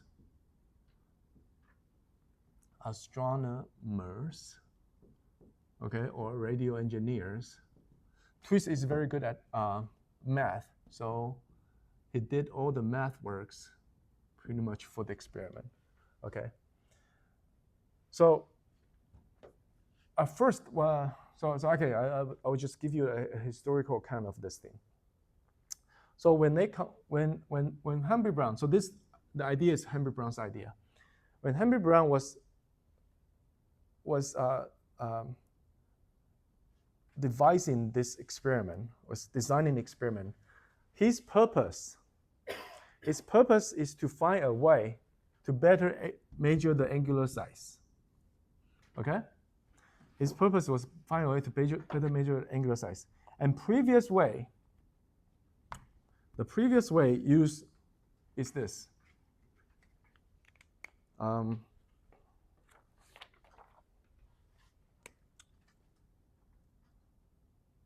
The previous way is this. They use mirrors to collect light coming from this point, right? And then, so it's basically in the parameter. And then you combine them together. Okay? This forms an image of the star, part of the image for this part.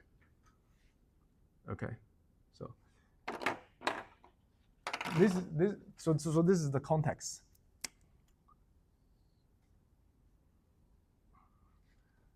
Light from the other side forms another image.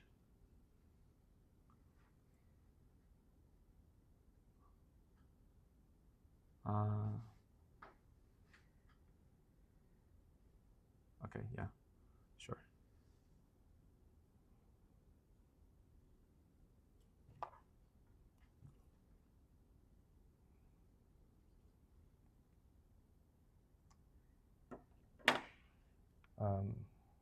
Okay, I'm sorry. Let me redo this again. Light from one side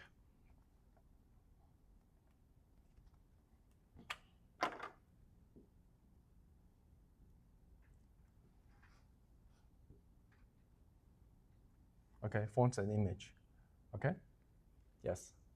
Light from this side. So it's like a little beam. Forms an image. Okay. Now, if you put, because this is such it's a large angular spread, right? So this is like a certain beam, and this is another beam, okay? If you take this beam, you can form an image. If you take this beam, you can also form an image, right? Now you have two images on top of each other, okay? Now, if you so this is really so this setup, such a setup, really resembles a double slit experiment. You have a source here, two pinhole, right? And light goes like this, right? And then after this, it forms an image. It forms some kind of, no, not an image. It forms an intensity profile, okay? And this going through the other one, it forms another intensity profile. Yes? And if this two pinholes are close enough to within the coherence length of the light, even if it's a thermal light, it doesn't matter. We talked about this last time, right? Yeah, that's why we want to talk about optical coherence first. Even this is thermal light. As long as the separation is small enough to be within the coherence length. So if the coherence length is like this, okay? To be within the coherence length. When you overlap these two images, it will form interference fringes. Yes? Okay, good. Now,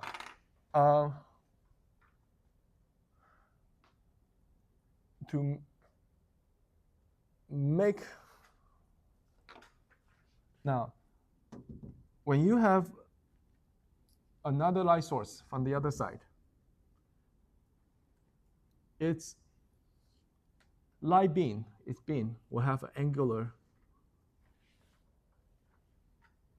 you have an angle from the beam to this mirror, right? And this angle is the same as the angular size of that. Okay, so this is the angle, okay? And let me use blue to represent its image. Okay, so this will,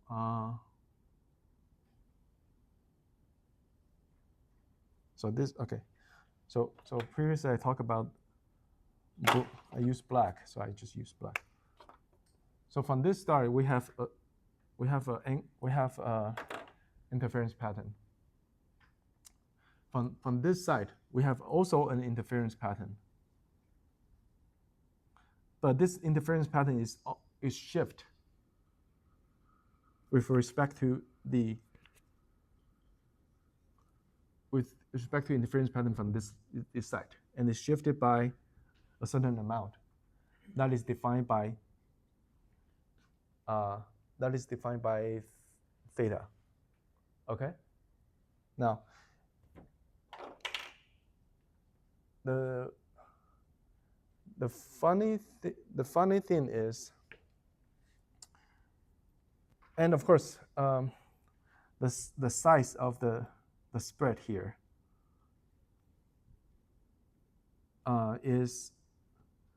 has to do with the distance between the double slit, right?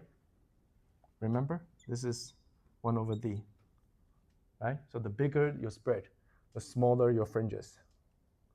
Okay. Now, so what people do is they try to scan. They try to scan the separation between the two mirrors to make this big or small, to make the fringes big and small. And since this displacement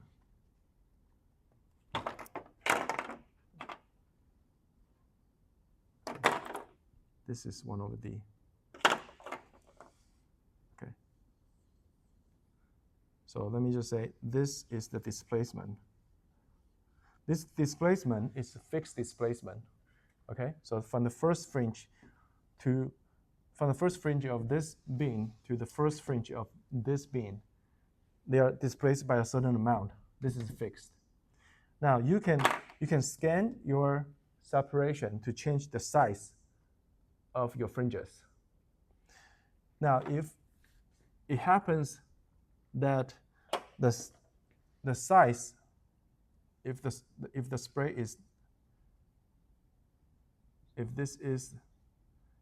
the offset, if it happens that the size of the fringe matches with theta, with the offset, then these two signals will overlap with each other like this, and all the contrast will be gone. Understand? So this is bright, dark. But now if you have the size happen to be the same as the offset, then the bright part of the second pattern will be at the dark part of the first pattern. And therefore, the total intensity will not have oscillation anymore. It will be just a flat line. And the contrast is lost. Okay? So what people do is they try to scan the separation. And they look at the contrast. And when the separation is at a certain value so that the contrast goes to 0, they know that this is the angular size of the, sorry. They know this is the angular size of the star. Okay, so that's how people measure the size of stars in Humphrey-Brown's time, and this is called a microcent interferometer. This is the same microcent as the microcent that you've learned in college physics. Okay. Now the problem with this thing is, you see this image, these fringes are very, very sensitive to the phase, right? If you have this mirror even moved, shake a little bit, at the length scale of 500 nanometer or 800 nanometer, at the length scale of nanometers, then you can have a huge displacement in your fringes position, right? Or even the fringe width. So everything becomes very unstable. So they are like super, super sensitive to small perturbations. And this is very difficult to operate than in steady conditions.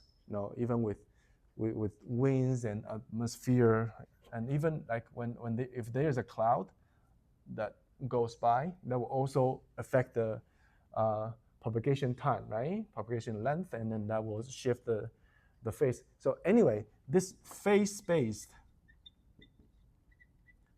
measurement is very sensitive, but very hard but for the purpose of measuring the size of the stars, it's not good.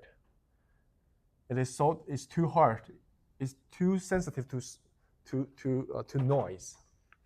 So Henry Brown, I think in 1961, no, not in 1961, in 1950 something, Henry Brown was thinking at his home how to take care of this problem. Okay. So that was his motivation. He wants to, and this is legitimately this is called interferometer, right? Because we have this phase and it's interfering, right? So he was trying to think of a way to improve this interferometer. Okay, that's the context. And then the idea he come up with is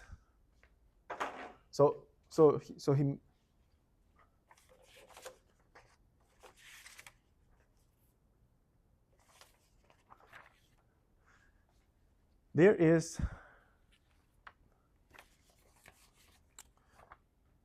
is a key observation he has noticed, and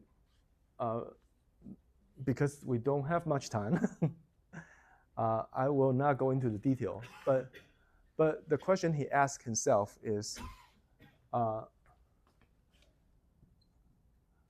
so here we're measuring E1 and E2, right? And we're talking about the visibility, right? So the visibility is coherence. Coherence, right? Okay. So he noticed that in the intensity of the field. So say if you, and this is another key to this is that he's working with this stars, and the stars emits light in different frequencies. It's not like it's not a monochronic light source. It's a chaotic light source. It emits lights in all different frequencies, and these lights are the light in different frequency have like jumping phase, and the initial phase are not correlated with each other. Even the phase of a single frequency will jump at times. So this phase issues is really problematic. But he noticed that if you have the field, if the field that you're interfering has too close frequency, okay, then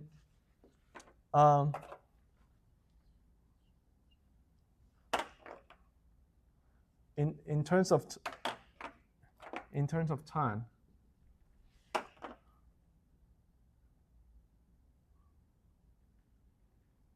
they will do this, right? If they have two different frequency, then they will be in phase at a certain moment, t0, and at the later moment, they will be in phase again. Okay?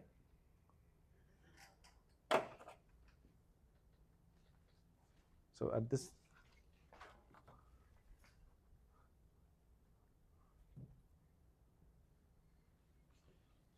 you see him drawing here, right? So he noticed for two, when you are interfering 1 and 2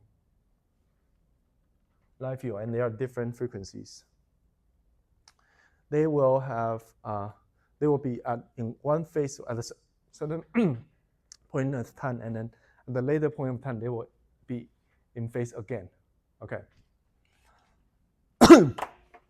And this period is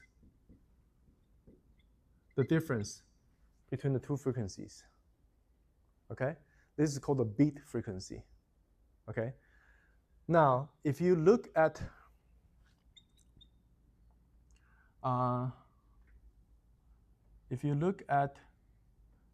the intensities of, if you look at the intensity, right? The intensity will have the cross turns, and the cross turn is will give you this B pattern. So in other words, he noticed a B pattern in the so this is called A. So detector A, detector B. He noticed a B pattern in detector A. Not in the image, but in the intensity. Okay, so if you collect all the light and put it into a photo detector, okay, not a camera but a photo detector, then you notice that there will be a B pattern, and a B pattern is this. Okay, now the other one will also, this guy will also have a B pattern, but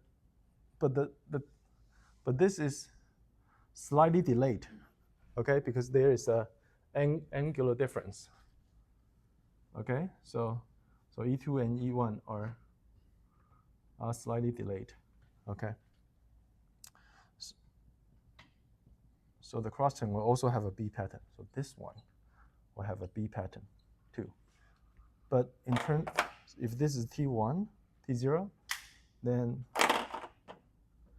there will be certain delay on the T0. And he found that this delay will have to do with the angular spread, the angular size of the star. Okay. So since his purpose is to measure the angular size of the star, then he figured that the intensity is less sensitive to phase information. So what he wanted to do is to find these patterns and find how much they are delayed.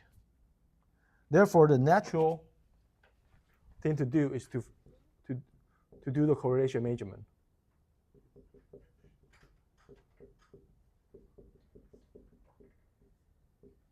Yeah. So we talked about correlation measurement in the previous lecture.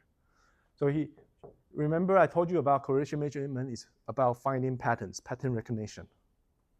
So he used this because he knows that the same B pattern is in this detector and in this detector. So so instead of combining them,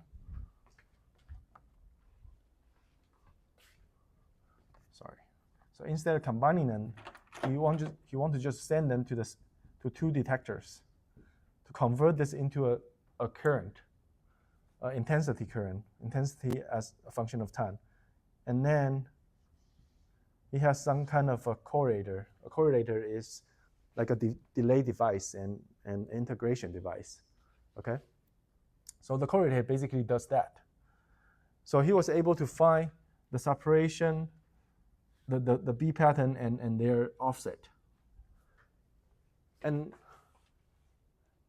he, the thing that he found that,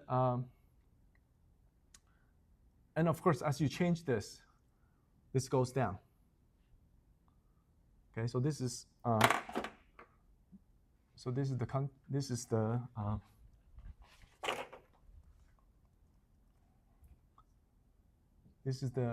visibility. This is the correlation. So this use field. Okay, and this use intensity. Right. So also as you change the distance between the mirrors, or you change the distance between the delays, this goes down, and then eventually it goes to 0, and that's the angular size. No, that's not angular size. Eventually it will go to 0, and he found that this thing has a certain relationship with V.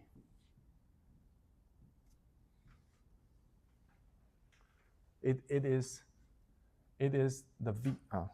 Maybe it's easier just write this. It is the square of V. Okay, so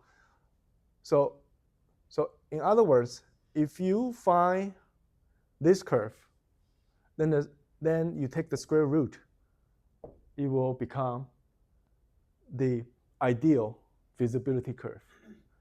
And then the 0, it will tell you where the 0 is, and to that 0, you can find the angular size of the star. Okay, so that was his finding.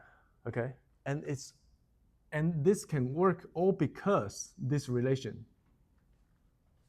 This is the key relation. This is called the Seeger relation.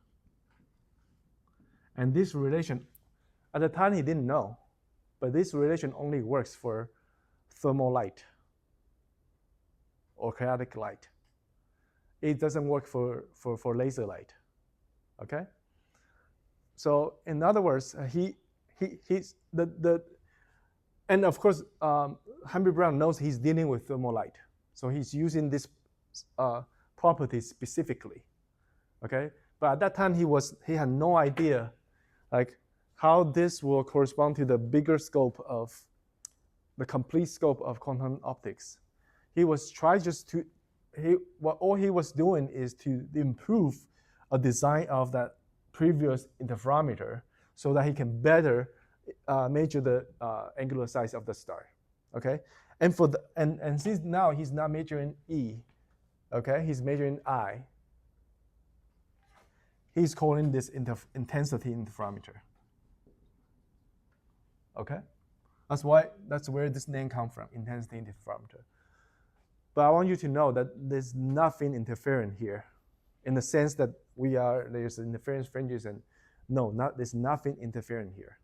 Okay, if anything, yeah, you can say maybe the B pattern here is the comes from the cross turn and it's the interference turn.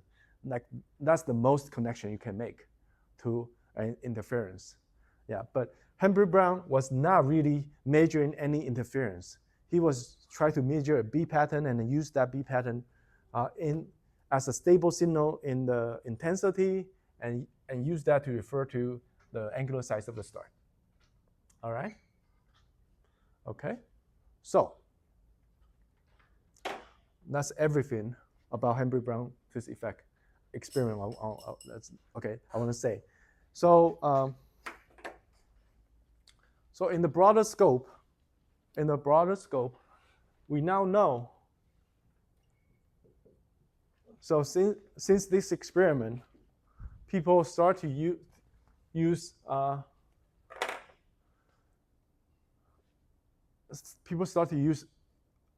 such an experimental scheme to do other quantum optics experiment. Then they find a lot of other effects. okay? And they found that for laser light with 0 delay, G2 is 0, is 1. It is actually 1 for all times, okay? And for thermal light, which is what Henry-Brown twist found when they observed the star, it looks like this. And it is exactly because of this curve. This is 2, this is 1. It is because this curve that they can retrieve the visibility curve, okay? So classic. So after this, people start to look into second order correlation. So you have the first order, the classical first order. You have the classical second order, and you can. Well, classical Maxwell's equation, the classical electromagnetic theory can give you a number for the second order correlation, and you will have 2 values. So either 1 or larger than 1. Larger than 1. Okay, so yeah, so this is the classic. Later in quantum optics, people try to calculate G2. Sorry. They try to calculate G2, and they try to calculate G2 for different photon distributions. And they found that for laser light, it is 1, as classical theory predicts. Okay? For thermal light, it is 2. Okay? Actually, in classical theory, if you assume a thermal light, it is not 2, it is just larger than 1. There's no bound to it. Okay, there's no bound to it. But, okay, so maybe it is more fair if I just draw this to a high value. Okay, so this is a classical. But for quantum, for thermal light, it is 2. Strictly 2. Okay, and so that's so this is a laser. The photon statistic is a Poisson distribution. This is thermal light. The photon statistic is the Boltzmann distribution. Now for a distribution like this, a single photon state, what does it look like? It goes down like this. Okay? So in other words, remember I told you that it takes the second order coherence to distinguish between different photon statistics, right? So here is an example. This is this, this is this, this is this, okay? And since this is not in the classical range, this is classically forbidden. This is taken as non-classical light, quantum light.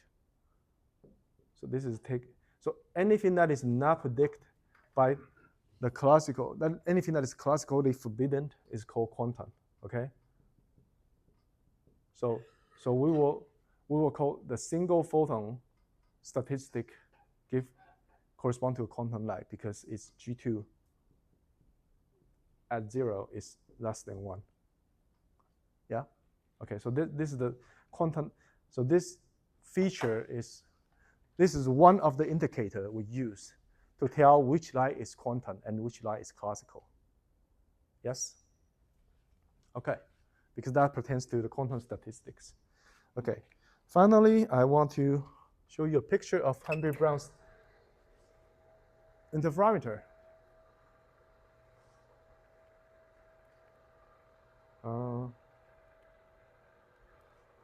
Is it still on?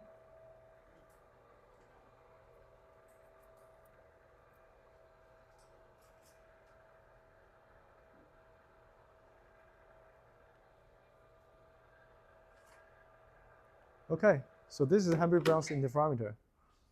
These are the 2 giant telescope, the two mirrors I draw. And so they are here. They are here. Okay, and this is a garage. So they can, the distance between them can be changed as they move along the rail. So this is a rail, like a train rail. And when they are not used, they are put into the garage. And the distance can be changed. Yeah. And this is the control station. So the signal that they receive here is sent to here and is correlated. Okay. So I just want to show you a picture of Humphrey Brown's telescope. So they call this intensity interferometer. Okay. Yeah. All right. So that's all. Great.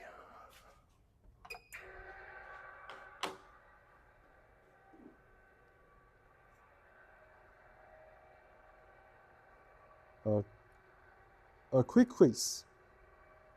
Okay. A quick quiz.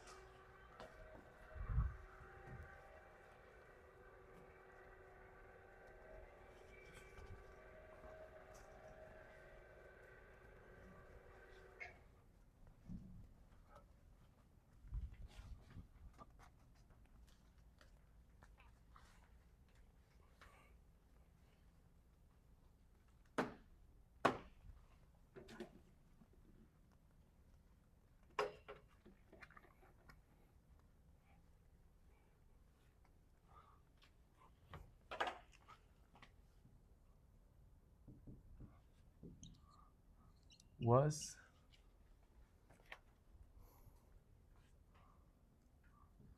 single photon detected in the original Humphrey-Brown twist experiment?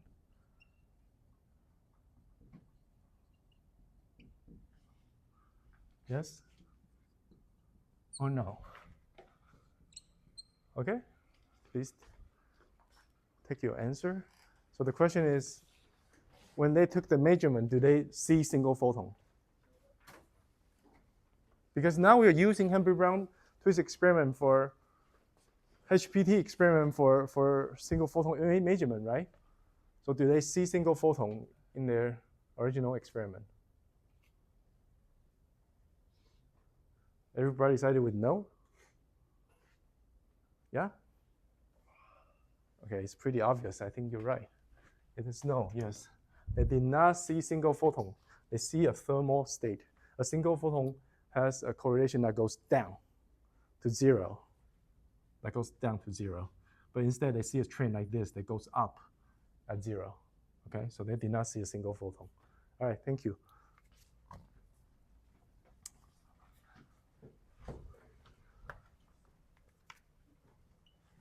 All right, second question. Oh, this is harder. This is a little harder.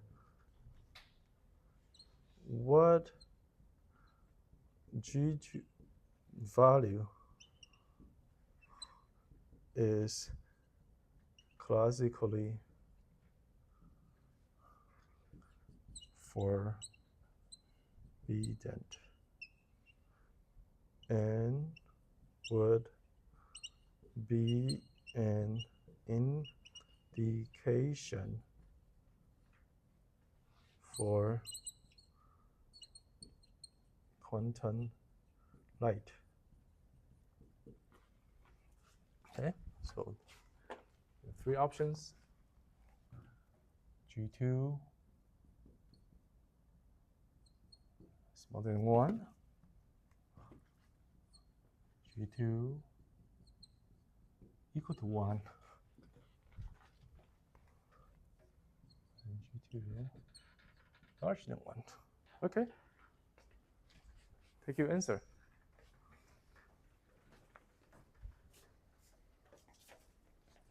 All right, great.